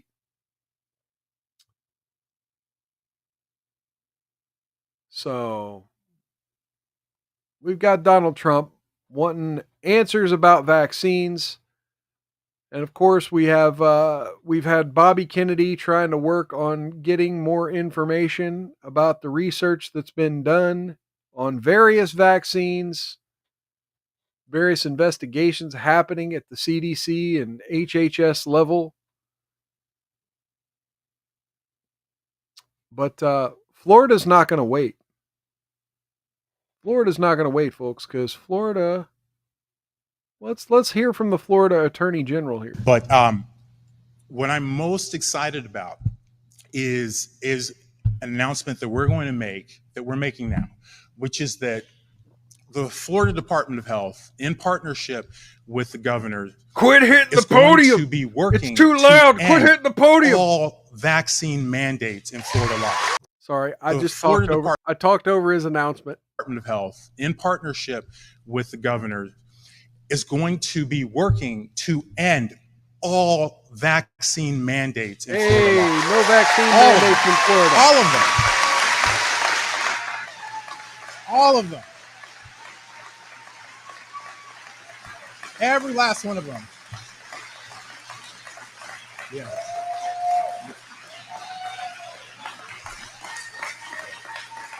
Man, that's a good little applause they got going on. It's not, a roaring last one. applause, but All of them. I like how it's sustained. All right. So, yeah, shout out to Florida.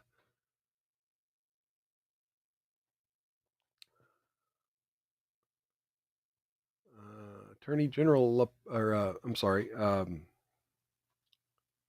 Surgeon General Lapado given that announcement in Florida. And of course, right on time, we have these two stories that we just covered about vaccines. And so, what do you think the response? What do you think the leftist and mainstream media response to now vaccines being a big news topic again? Well, we got more than 1,000 current and former Health and Human Service employees signing a letter calling for Bobby Kennedy Jr. to resign. Addressed to Kennedy and members of Congress, the signatories accused the secretary of endangering the health of Americans. Save HHS, the group behind the letter, told ABC News it's been sent to the Senate Committee on Health, Education, Labor, and Pensions, and the Senate Committee on Finance and the House Committee on Energy and Commerce, as well as majority and minority leadership. So we want to bully Congress. We swore an oath to support and to defend the United States Constitution and serve the American people. Our oath requires us to speak out when the Constitution is violated and the American people are put at risk. The letter reads, thus, we warn the President, Congress, and the public that Secretary Kennedy's actions are compromising the health of this nation, and we demand Secretary Kennedy's resignation. Okay, let me skim here real quick. What actions are they talking about?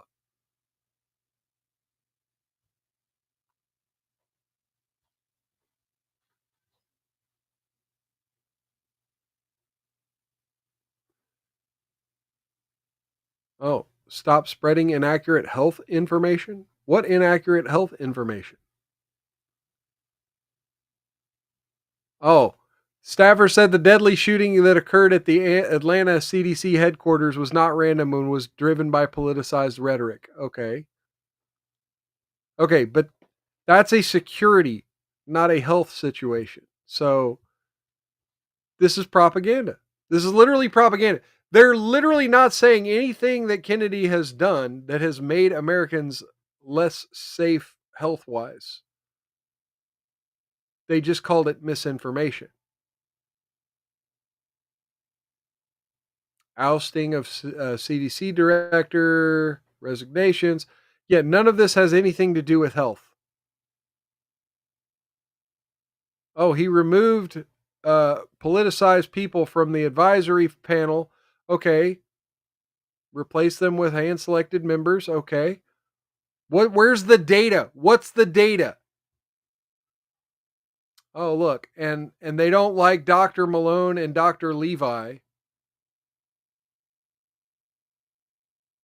And you love how ABC News could have just published the letter. What's this here?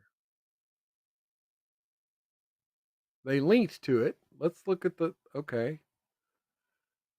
Political appointees refusing to be briefed by other politicized experts.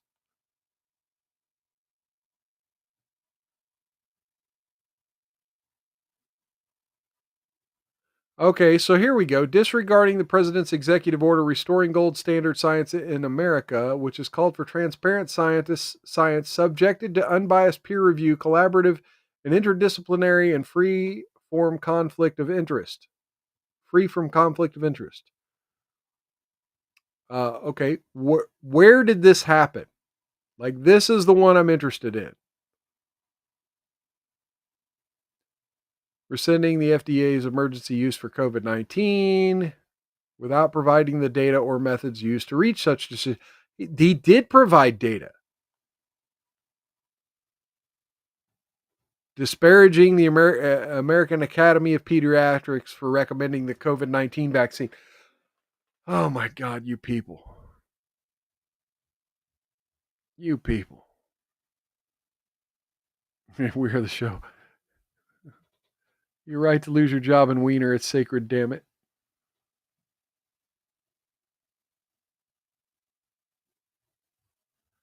Oh my Lord. So yeah, the propaganda, now that vaccines are in the news again, is to, call it disinformation, call it all this stuff. And now, after Florida has said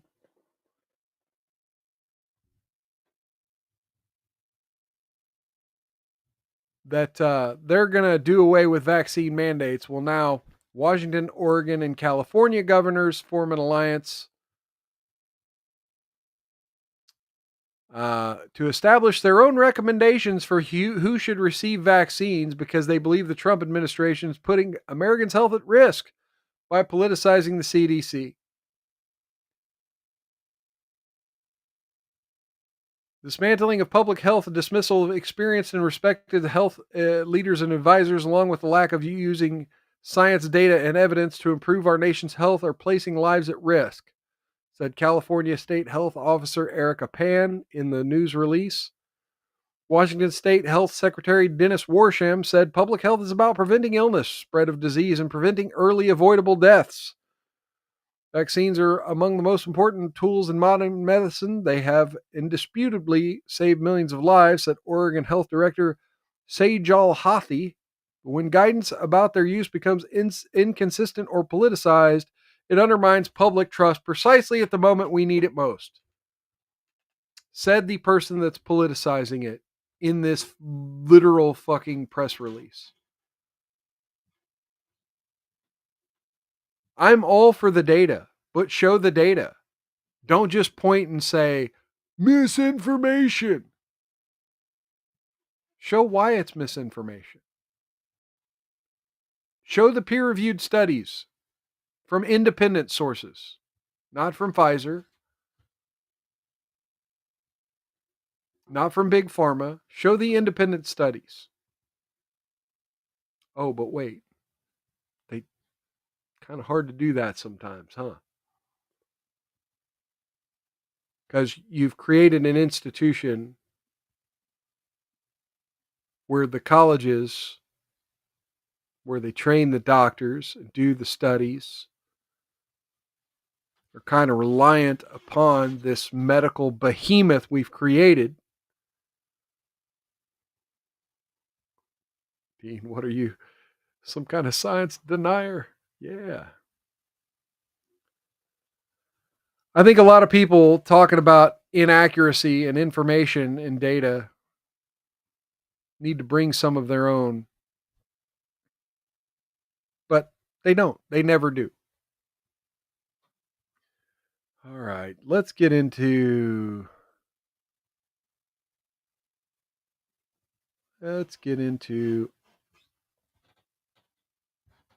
Alex's crash out. Should we get into Alex's crash out?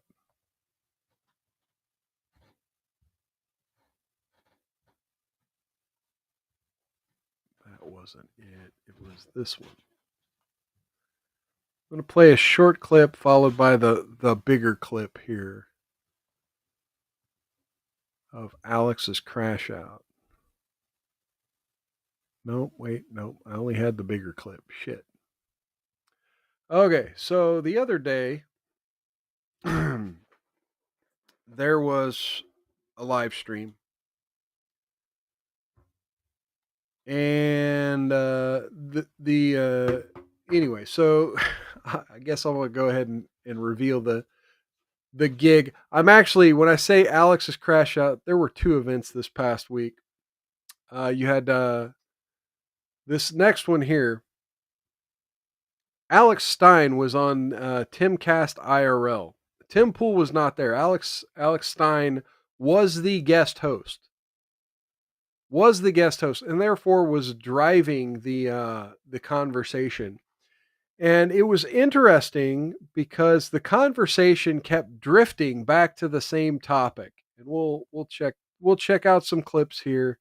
This is an 11-minute video, so I may jump around a bit. We have 3 studies that shows it helps to reduce anxiety in indigenous trans of color. Yeah. It says cult of pharmakia. Yeah, literal drug dealers and shamans. All right, so let's get into this here. Wealthy people. Now, whether or not that was former Prime Minister of Israel. Don't we have super chats? Including the former Prime Minister. His best friend was at his house all the time. I swear. So who's hanging out with the Prime Minister? Who's hanging out with the Prime Minister of the country? So you're not just Joe Blow. Take it down. No, I just get so mad because you guys are just so thick. It's like just because we don't agree with you, chill out. Jeffrey Epstein. Now, if you ask me, look, Alex Stein, in a lot of ways, 90% of his shtick is just a shit post, right? He's not like there is an underlying genuine message he's trying to get across, but then he piles 50 fucking layers of exaggeration, trolling, and ridiculousness on top of the one little genuine thing. And in a way it works, but in a way it also delegitimizes the thing he's talking about. But anyway, this clip was kind of interesting because of the way they tried to play it off on the show. And so real quick, before we get back into the clip here, let's go. Here's the announcement for the show. So you had these 2 ladies here. I forget who was who here. Let's see. Yeah, Jamie Reed, whistleblower, and then Karis Rhea. Yeah, she was the Karis Rhea. She was the young Jewish lady there who really had this this back and forth with Alex Stein. I would have that level of feeling about it. But yes, the ex-prime minister lived near Epstein. Do with that what you will. Yeah, and that's kind of part of the issue I take with Alex Stein here is because they get into a real deep debate on it, but Alex Stein just kind of doesn't really say what his problem is other than Israel bad, Epstein bad, Israel equals Epstein, and Robert Maxwell. Blah. Epstein didn't work for Mossad. Oh, come on. You think anybody who works for Mossad is going to wear a Maxwell? shirt that says I work for Mossad? Do you know who Ghislaine Maxwell? So wait a minute. Is she saying that Epstein essentially had a shirt on that said I work for Mossad? Think the Mossad is that thick? Because you're so smart. Do you know who Ghislaine Maxwell is? Do you know who Ghislaine Maxwell's father is? What? Robert Maxwell. You know when Robert Maxwell died, you know what kind of funeral they gave him? They gave him the Tell me same more sort from the of funeral Groypers. Tell that me you more would from give it- Candace Owens, please. See, now this is why I, on the one hand, Timcast, they have every now and then they have an interesting guest on or will have an interesting conversation. And then I see something like this that literally just feels like 2 trolls having a fake argument. Please, not from Candace Owens. And she's talking about Groypers and Candace Owens. Oh my God. Tell me See, more. this is why this broad is so stupid because this is just open. This is just Stupid. open information. No, it's Oh, not, sure, it's not from stupid Candace. broads in No, the it's not middle from of the Candace show. because when Robert Maxwell died, he was never in the Israeli military, but he got Can we the go back same. to when you were talking about the shut map? up. 'Cause Shut that was up. Let me really finish funny. talking. Of course, she's going to use her Jewish magic to try to cancel me. Listen, no. Let me finish what I'm That's saying. out of control. Ghislaine Maxwell's dad, Robert Maxwell, when he died, and he fell off a boat in a very weird way. So when he died, he got an official Israeli IDF hero's funeral. he's The not funeral wrong, that but only a certain person that again, even lost their life in the line of what battle. is Esmeralda Farmer Galbraith, was she involved at all with the government? No, listen, Do do we not know try to anything derail about me her? from this. I'm trying to talk about serious stuff. Because She nobody says, you say no, cares. because I have idiots like you that say, oh, there's no connection to Jeffrey Epstein and But Mossad. look When at you how look at his emotional. You are, Alan. Shut your mouth for 2 seconds. You just shut up. It's This horrible. is the thing. Yeah, because I get mad because You see, I wonder if this is. See, I gotta wonder with some of the criticism that Tim Pool has had recently about, meeting with Netanyahu and some of his, support for Israel. I wonder if this isn't a gig. I wonder if this isn't like pro wrestling, right? This is, you get Alex Stein on here saying the most crazy shit to make that position look even dumber. he's lying. Let me tell you something. Jeffrey Yeah, but Epstein you lie all the time, worked and I with don't get Ghislaine mad. Maxwell. Listen, Jeff, this is not a lie. Jeffrey Because I have Epstein the worked courage with. of my Let me convictions, finish my point. so I can be calm. Ghislaine Maxwell, her father, Yeah, make him works look for Israel. crazy. She is now currently in prison for sex trafficking children. Her connection to her father is directly connected to Mossad. Now, people like you are. You see, and yet he never says what that connection is. Now, again, like I said, I think this is a little bit of a psyop to discredit the Groyper position, which Groyper's not a Groyper isn't going to go on. Now, again, I take no issue on either side of this dang Jewish debate and the connection to Epstein, whatever.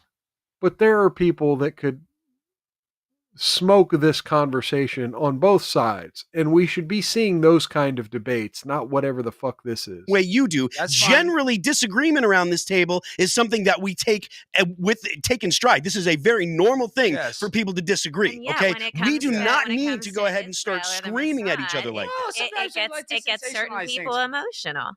I And just there's a get reason. emotional because you See can't the way defend it. she's Like, can you smiling? defend how Benjamin Netanyahu just lied and said when Tom Alexandrovich just got arrested for doing a pedophile sting in Las Vegas that Okay, so Dean, you bring up a good point here, and that's something I actually watched this whole show here, this whole show, and yeah, they keep getting into that, and she actually says something along the lines of what you're saying is, I think there's a good chance Epstein could have been Mossad connected or could have been CIA connected. We haven't had the evidence to spur.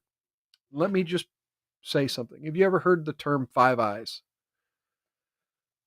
Western intelligence agencies often overlap in a lot of areas and often work together in a lot of areas. And so right now, I don't put it past. Now, let me get into the Alex Jones realm here. I don't put it past the globalist to have a whole network of that shit going on. And whether it's the Mossad or the CIA or Epstein working independently,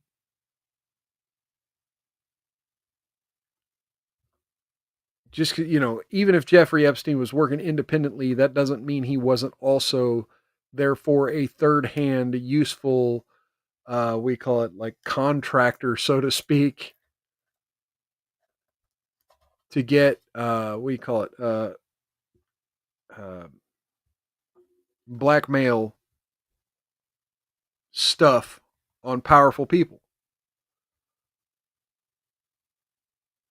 But again, for this stuff to go on like this on Timcast, the way she was smiling, the way, to me, Phil Labonte there, like he was like, "Oh, we take disagreement important," but look at his face. Like it. Let me go back to that. Look at Phil Labonte's face here. It gets certain people emotional. I don't see things the same way you do. Generally, disagreement around this table is something that we take in stride. This is a very normal thing for people to disagree. yeah, okay, we do not need to go ahead and start screaming at each other like that. It gets Like his voice is elevated, but like he's not red in the face angry like we saw Nancy Mace earlier tonight. All right, let's skip emotional forward. about that topic. I wouldn't trust you. With other stuff, I would. But because this seems listen, to I be don't the need your thing, trust. You're defending Jeffrey Epstein, saying that he doesn't have any connection. I don't to think Mossad. You're anybody saying- thinks that I'm defending Jeffrey Epstein. Well, Okay, I've had enough of that. Anyway, oh dear Lord. Dean says intelligence answers to nobody, and that's a problem. They self-report to Congress if they feel like it. Yep, I agree.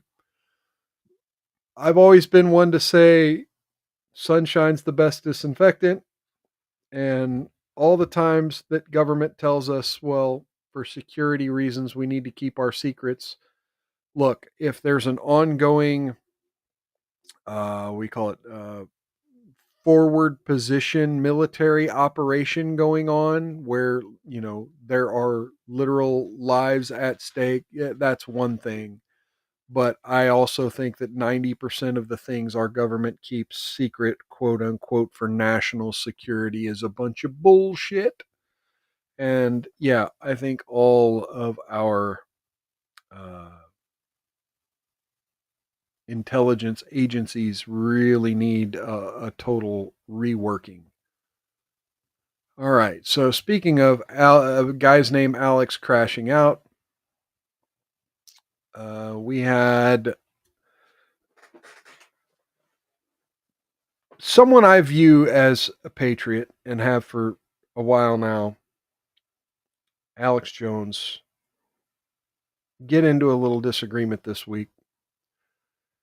And I wanted to kind of play most of this little clip, this 20-minute segment from Owen Schroyer's 5-hour podcast he did 2 nights ago. I'm probably not going to play the whole thing, but I want to at least get a good chunk of the gist of what he's saying, and I want to kind of show how he kind of kept repeating some of these notes, some of these the way he talked, and the way, because this has been a point of contention. I want to talk about this InfoWars split and kind of where it's gone. So let me go ahead and bring up this Owen Schroyer clip. Gave acid to the hippies so they'd be less cool and popular with their stupid beads and orgies. Had to do it to stop communism, said the spooks. Yeah, meanwhile, it rotted a bunch of people's brains and made them docile. When, a lot of them were politically active going into the hippie movement and wanted to protest against the war and against the militarism and military industrial complex and the war machine, the empire, so to speak. All right, well, let's get into Owen Schroyer here, because this has been, and I hope this isn't a psyop, but it very well could be as well. All right, ladies and gentlemen, there you have it. We are live here, Owen Schroyer Live, episode 115. Why I am done at InfoWars. Now, there's a reason why I'm doing this tonight. There's a reason why I have to do this tonight, and I'm going to explain it all. Because that's what you deserve as my audience, as people who have financially supported me over the years. The reason why I'm playing a lot of this, as people that sent me is letters I don't want when to I be was in accused prison, of cherry just picking. all of it. I'm grateful for my audience. I consider myself extremely blessed, and But this guy put on a 5-hour live stream with several callers, and I, obviously I'm not going to play his whole 5-hour live stream, but context is very important, and I don't want to be accused of cherry picking the arguments here, because, man, they're as with anything, there's like competing narratives on the internet, and I think it's important to get to the truth. Frankly, I consider myself extremely blessed for my time at InfoWars. And I'm sorry that it had to end so abruptly, if you want to say that. But about an hour ago, I got off the phone with Alex, and that was it. That was it. So I owe it to you. I feel I owe it to you, the audience, to explain what went wrong and why I decided to leave and how that went down. And just to be perfectly clear, this is not how I wanted it to be. Okay, so I want to stop right there and just highlight that he just said why I decided to leave. And then he said, I'm not happy with how it went down. I want to be perfectly clear about something, and I'll explain this in a little more detail. I did not want it to go this way. Okay. I tried everything. So that it wouldn't go this way.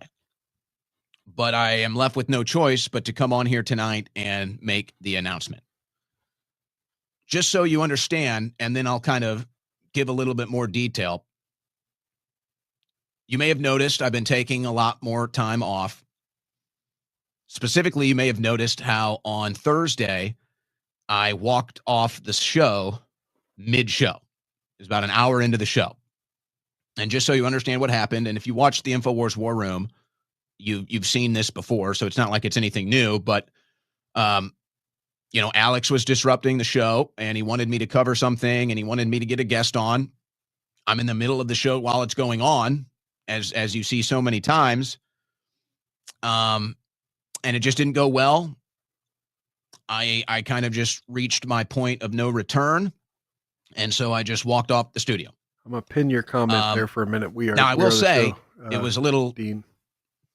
It's a little upsetting to me that he went on and said that I had a family emergency. I did not have a family emergency. There was no family emergency.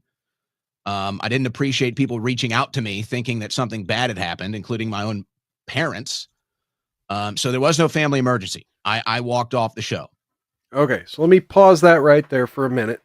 I want to address what Dean said here. Later in this live stream, there were a couple clips, a couple points where money was brought up. And I'm not going to bring up the Alex Jones clip, but Alex Jones has implied that there was a money disagreement as well.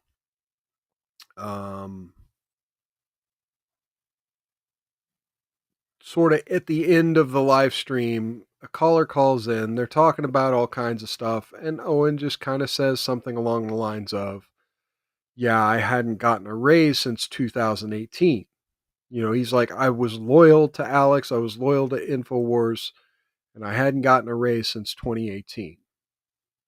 Well, now Alex is coming back and saying that in the phone call that Owen just talked about, there was an alligator, sort of a, well, I'll stay. I won't quit. I'll stay if you give me more money because I know you're desperate, I think is the way Alex framed it. If I'm wrong about that, my apologies. I'm just trying to get the gist of the feel of what he said, not necessarily the exact words, but something along those lines that there was sort of an almost extortion kind of feel.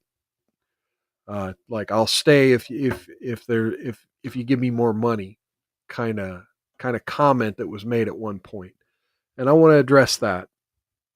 And then Alex claimed he was going to release W-2 forms, Owen's W-2 forms, to combat this defamation that he didn't give him a raise since 2018, and said that there were some profit sharing and bonuses and all kinds of other stuff, that he got paid way more money. Anyway, I'm not trying to get into the nitty-gritty necessarily of InfoWars' finances. It doesn't matter to me one way or another if Owen Schroyer got raises. Now, granted, if you're gonna be in this business, you got to understand it's a tough business to make money in. And while InfoWars is definitely one of the biggest, and there's a lot of money going in, ultimately there's a lawsuit hanging over Alex Jones's head, and there's a lot of money going out as well. So, yeah, there's loyalty, and then there's also the business side of it. And I think that was Owen Schroyer's point of bringing it up, is I was loyal even though I knew there was no money being loyal.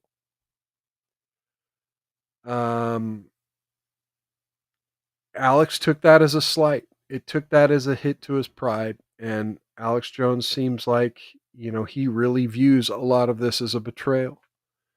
And I think you're kind of right there, Dean, is, I think to some degree Alex may have wanted to pay Owen more, and knowing that he couldn't, probably fucked with him in the head. And that's probably where a lot of this anger is coming from. And we'll get into the whole anger thing here in a minute. But I want to continue here with. I've never done that before in my life. So the accusation is that Alex kept interrupting Owen's shows, and Alex, as we'll see in the other clips I'm going to play here, Alex took that as sort of code for censorship. Like, there's things I can't talk about. And there were some callers that called into Owen's show and kind of asked him about the Israel stuff. He's like, yeah, there were kind of some weird moments, but Alex never told me I couldn't cover anything, and I never got the feeling I was being censored. So, and then he went on to say, but there were some times where I wanted to cover a news story, but I couldn't because there was so much other news stories that Alex was asking me to cover. And so that's not censorship. He never uses the word censorship and never implies that it was blatant censorship. What he says is basically I couldn't do the show I wanted to do because I had to do an InfoWars show. I had to do an Alex Jones show hosted by Owen Schroyer. And that's not how I operate. That's not who I am. But I felt powerless in that moment. And the only power I had was just to walk off, because I couldn't do another thing.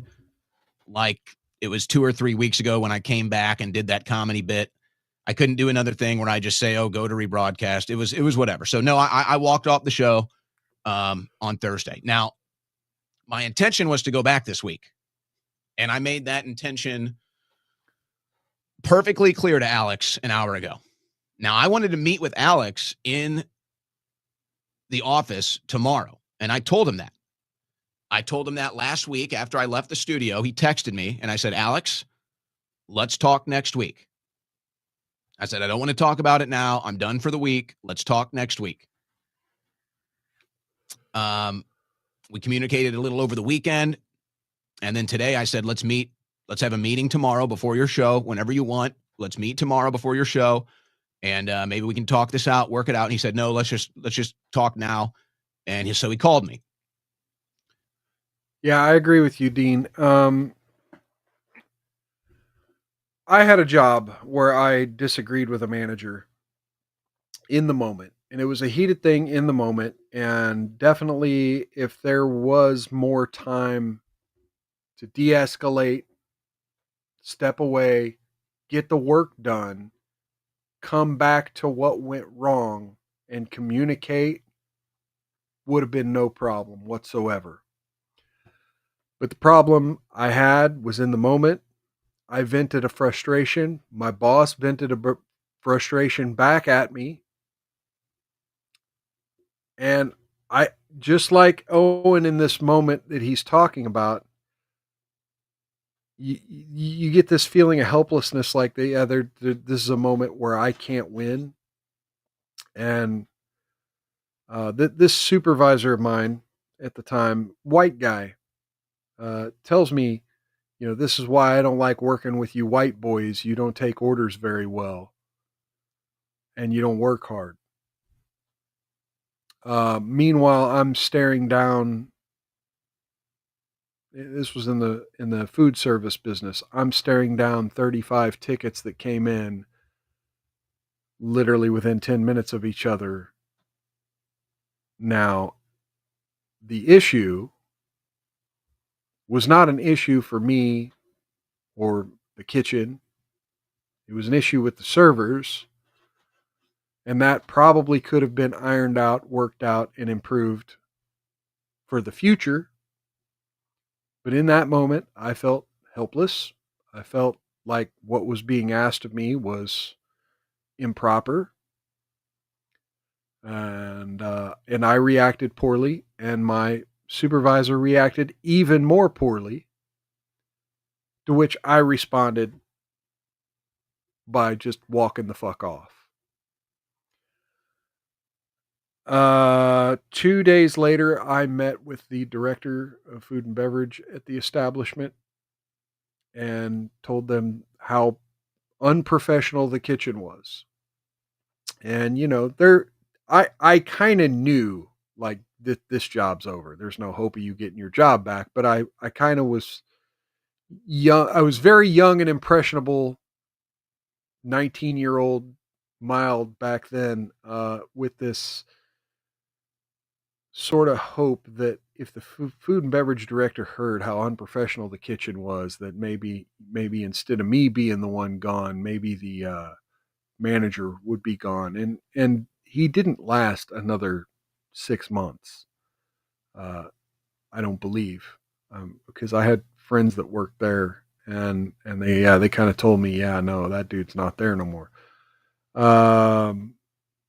But yeah, to walk off live, it's definitely dirty business. And this idea that, okay, well, I walk off, well, then I'll just come in Tuesday like there's nothing fucking wrong, or I'll come in and work one more week, and then we could all have a big going away party for me, which is kind of what Owen was kind of asking for there.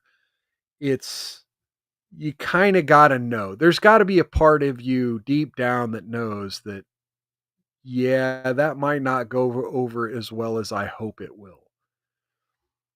And this literally could just be Owen misreading the fucking room. I was going to play a lot more of this, but we're 4 minutes in and he's hit most of the notes. So,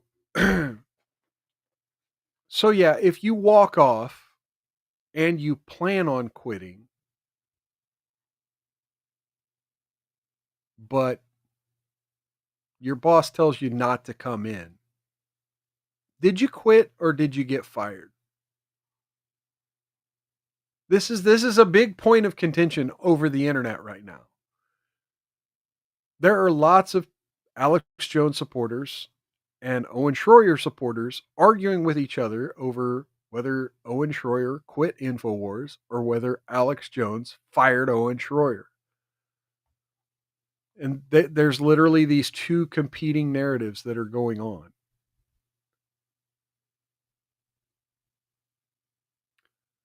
Either way,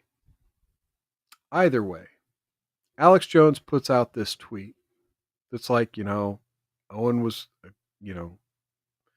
a good member of the InfoWars family. We wish him the best. And I'm going to, I'd like to be a bigger man here. Right. I think his quote was, I'll take the high road.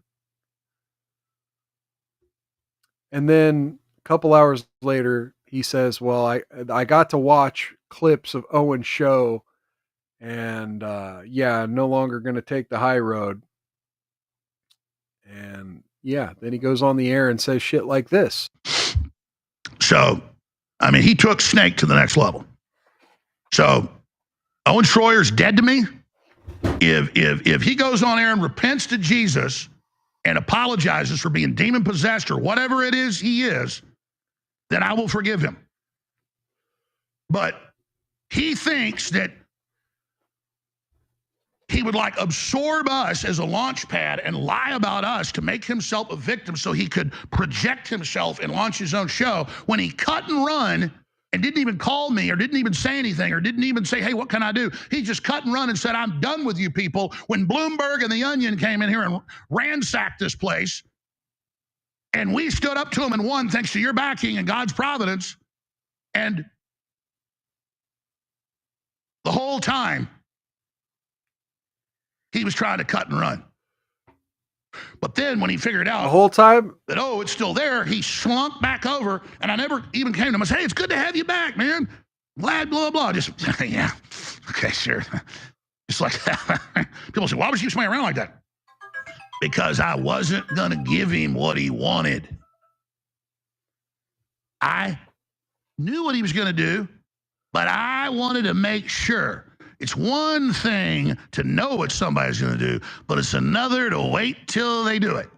Okay, so there you have it. And it's like Dean just said in the chat, if he was fired if he planned to come back. But again, he also planned to come back so that he could quit.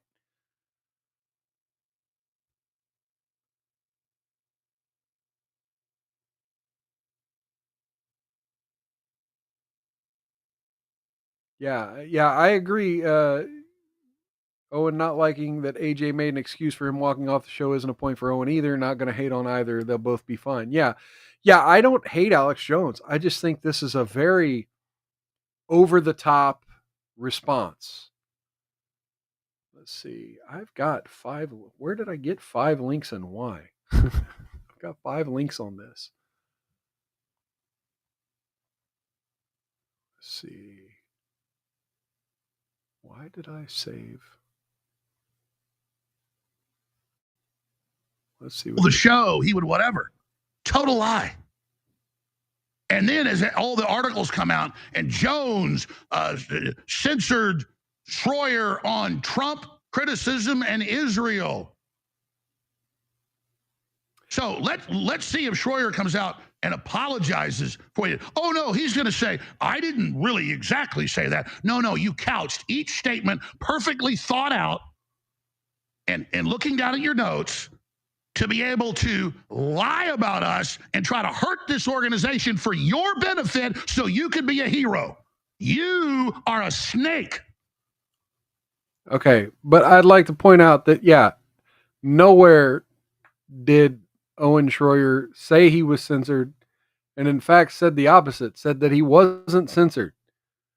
And the fact that other people took what he was saying about Alex Jones interrupting the show or Alex Jones's interruptions causing him to not be able to cover certain topics because he was too busy covering other topics.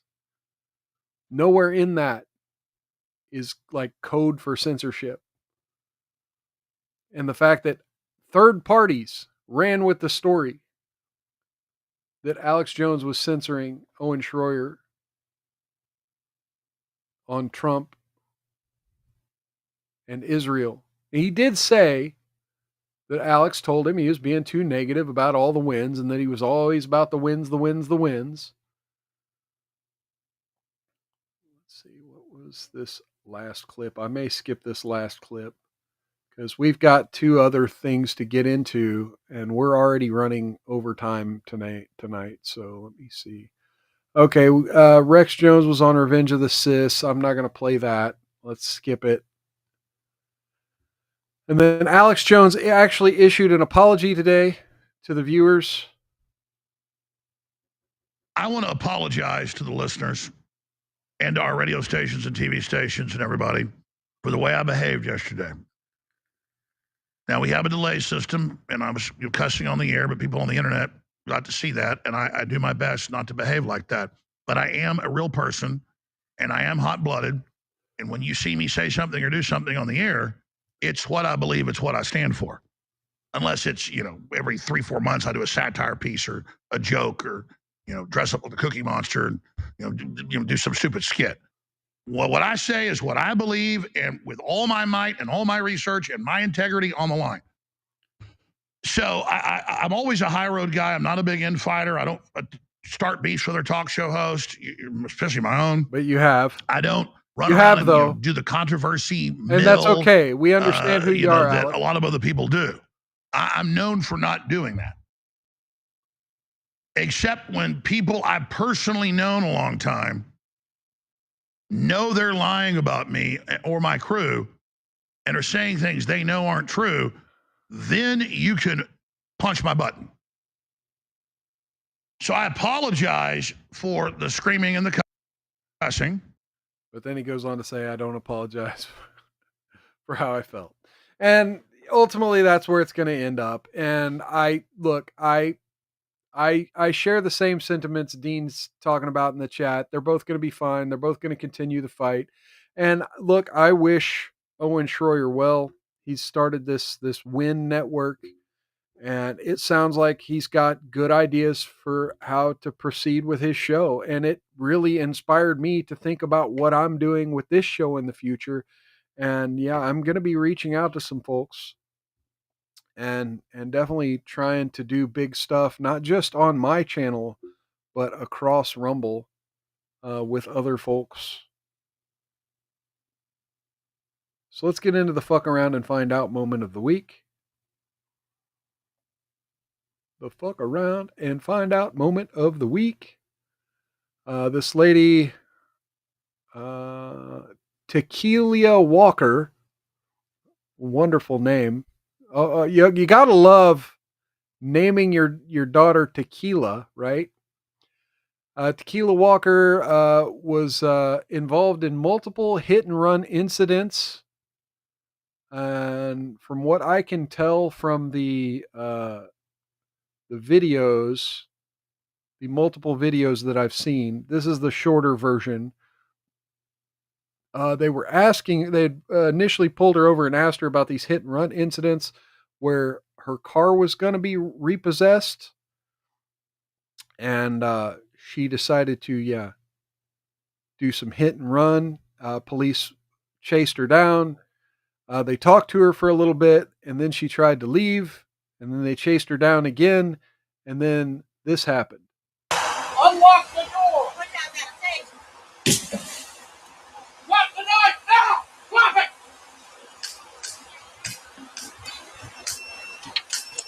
Put the knife down! Oh, God have mercy, y'all Suspects down. She got it. Hear this lady? There's a lady on this porch over here yelling, "Y'all could have tased her. You didn't have to do that." So listen again. Suspects down. She got a taser. We did tase her. We did tase her. She came at me with a knife. What the hell did you expect me to do? First off, female cop. What did you expect her to do?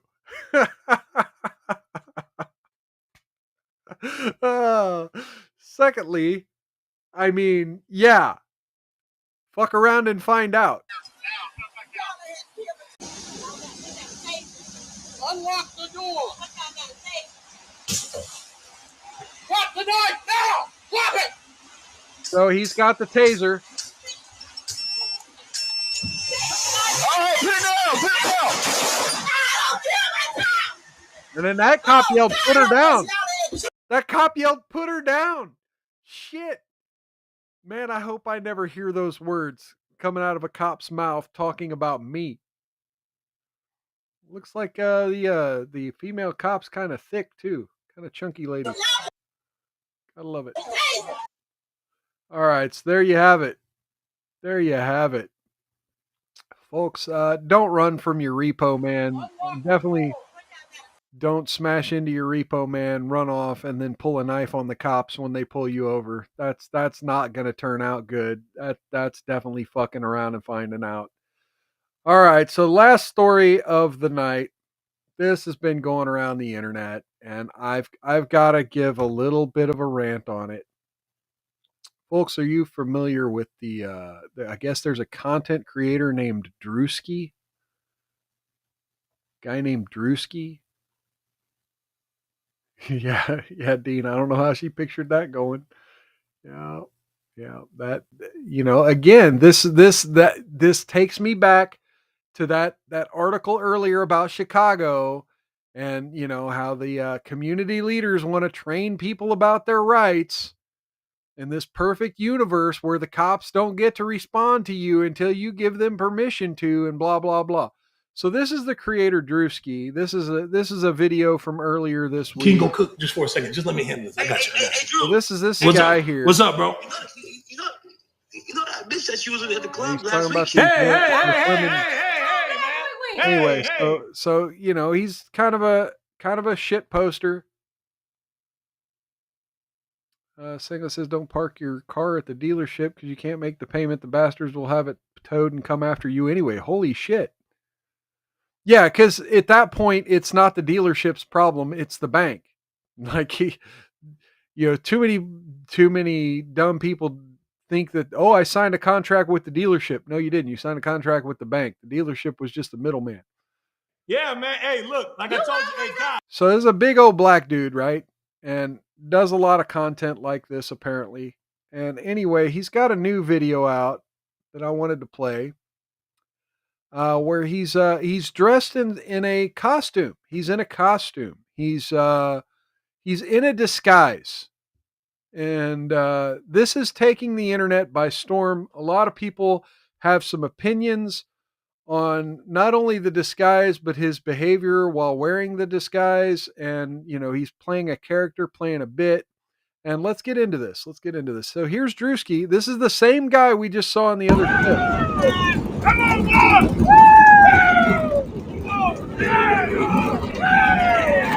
Here's the love.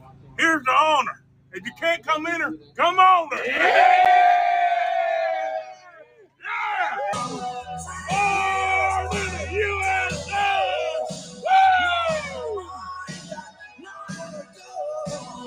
Born in the USA!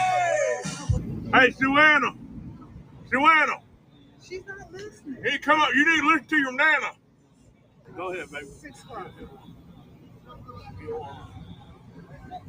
Girl, you crazy now.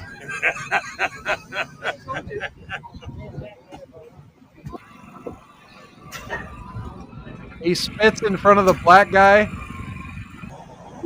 He does that multiple times in this video. Hey, Big Ma. How you doing, baby? How you doing, baby? Good. All right, now. Mama.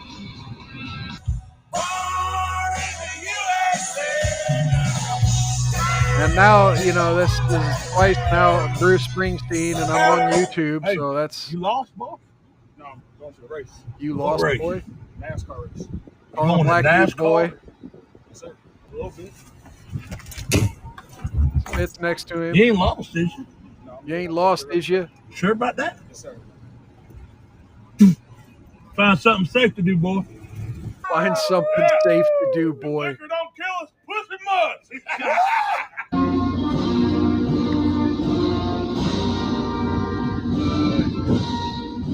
I mean, it's great. It is great. Yeah! Woo! Bring on the truth, baby. Oh, that fucker will go. I see. Dan Arthur. Randy Van Denver. Dan Arthur. Oh, South Dakota. Yeah.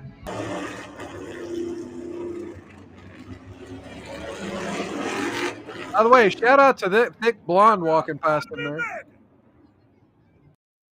Proud to be American. Okay, so there he posted that with the caption, "That guy who is just proud to be American." And yeah, that's him. That is him. And so a lot of people responded to this with, here, let me just scroll down. B Lone Predator. Oh, Cracker Barrel. Other black dudes doing whiteface. Compare. We need both. Comparing it to the blackface. And yeah, a lot of people compared this to blackface and was like, does this mean blackface is okay now? And stuff like that. And look, Dean says, trying to figure out how he was able to convincingly cover so much of himself. I think that might be... now, a lot of people said this had to have been like skin covering or something. I think it might have been like a suit of some sort. I could be wrong, but maybe, I don't know if he just painted himself or what. But yeah, it's crazy how well the either makeup or costume job was done. And, the tan lines and everything, it's all so perfect. And, blatant racism that he was doing, that he was joking about, which, there's a part of that that's flattering as well. But, so much of it's like, okay, as a white Midwesterner, as someone who literally sees people like this every day, like, on the one hand, it's like, oh yeah, there's going to be so many people who don't get the joke, who don't understand. And there's going to be a lot of people on the internet who, like, they won't know that this is a costume. They won't know that this is a character, that this is whiteface, that this is an actual black guy, who will be offended that someone would dare treat a black guy like that. And, but then there's this other part of me that's like, I love this. This is such a tribute to not only all the bad things that hillbillies are, but also all the good things that hillbillies can be, and sort of the simpleness of being a middle of the country white boy, and how easy it is to just be happy and have a good time. So salute to Drewski, and salute to everyone else out there who, again, isn't ashamed to have a little bit of pride in being who funny black folks on the internet think we are. Because, hey, I'm more than happy to be. Yeah, I don't necessarily watch NASCAR, but football, other stuff. Hell yeah, hell yeah. Cheers to America. All right, folks. That's going to do it for me. I'm way past my dinner time, and shit, I've been streaming for close to 3 hours, 2 hours 45 minutes. And so, yeah, this is going to be where I start to wrap things up. Folks, if you could do me a favor, click that thumbs up button. If you've been lurking in the chat, just come in, leave a period, leave anything, just chat something. And yeah, big cheers to Dean and Sanglant. And let's see, we had Still Life over on YouTube. We had Neurodivergent one and Still Not Banned here. Cheers to all of you who did show up in the chat. I love y'all. And even if you don't, even if you lurkers don't say hi, cheers to all y'all. Cheers, cheers. And yeah, folks, down in the descriptions, link to all my social media. I will be back this Saturday, 5 p.m. Central. Same bat time, same bat channel. And I think I told you folks, I'll be doing the Rumble exclusive streams on Mondays, but those will be flip-flopped every other week with content over on my gaming channel. Thinking about getting Diablo 4 and starting it now that I'm done with Baldur's Gate 3. So be on the lookout for that over on my gaming channel here in 2 weeks. And yeah, in the meantime, folks, let me go find somebody to raid. Da, da, da, da. Live tab, view all, page 4. Let's start there. What do we got here? God, so many people. They just turn on other people's content and just let it fucking play. Who are these people?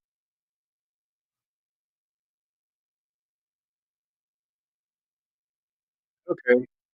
Here's some other people covering a story I skipped tonight. All right, here we go. Oh wait, Turret Girls. Might be a bit too blue for me. Yeah, I don't know. I just found this We Are Rise show. They got 53 viewers right now. Yeah, I'm gonna send y'all there. And hopefully it's decent content for y'all. Folks, take care of yourselves, take care of one another. Outlast those haters. Don't get any on you. And if you do rub that shit in real good, I'll catch you next time on Mild's Culture Plate. Have a good rest of your week, folks. Oh, I did it wrong. There we go. Good night.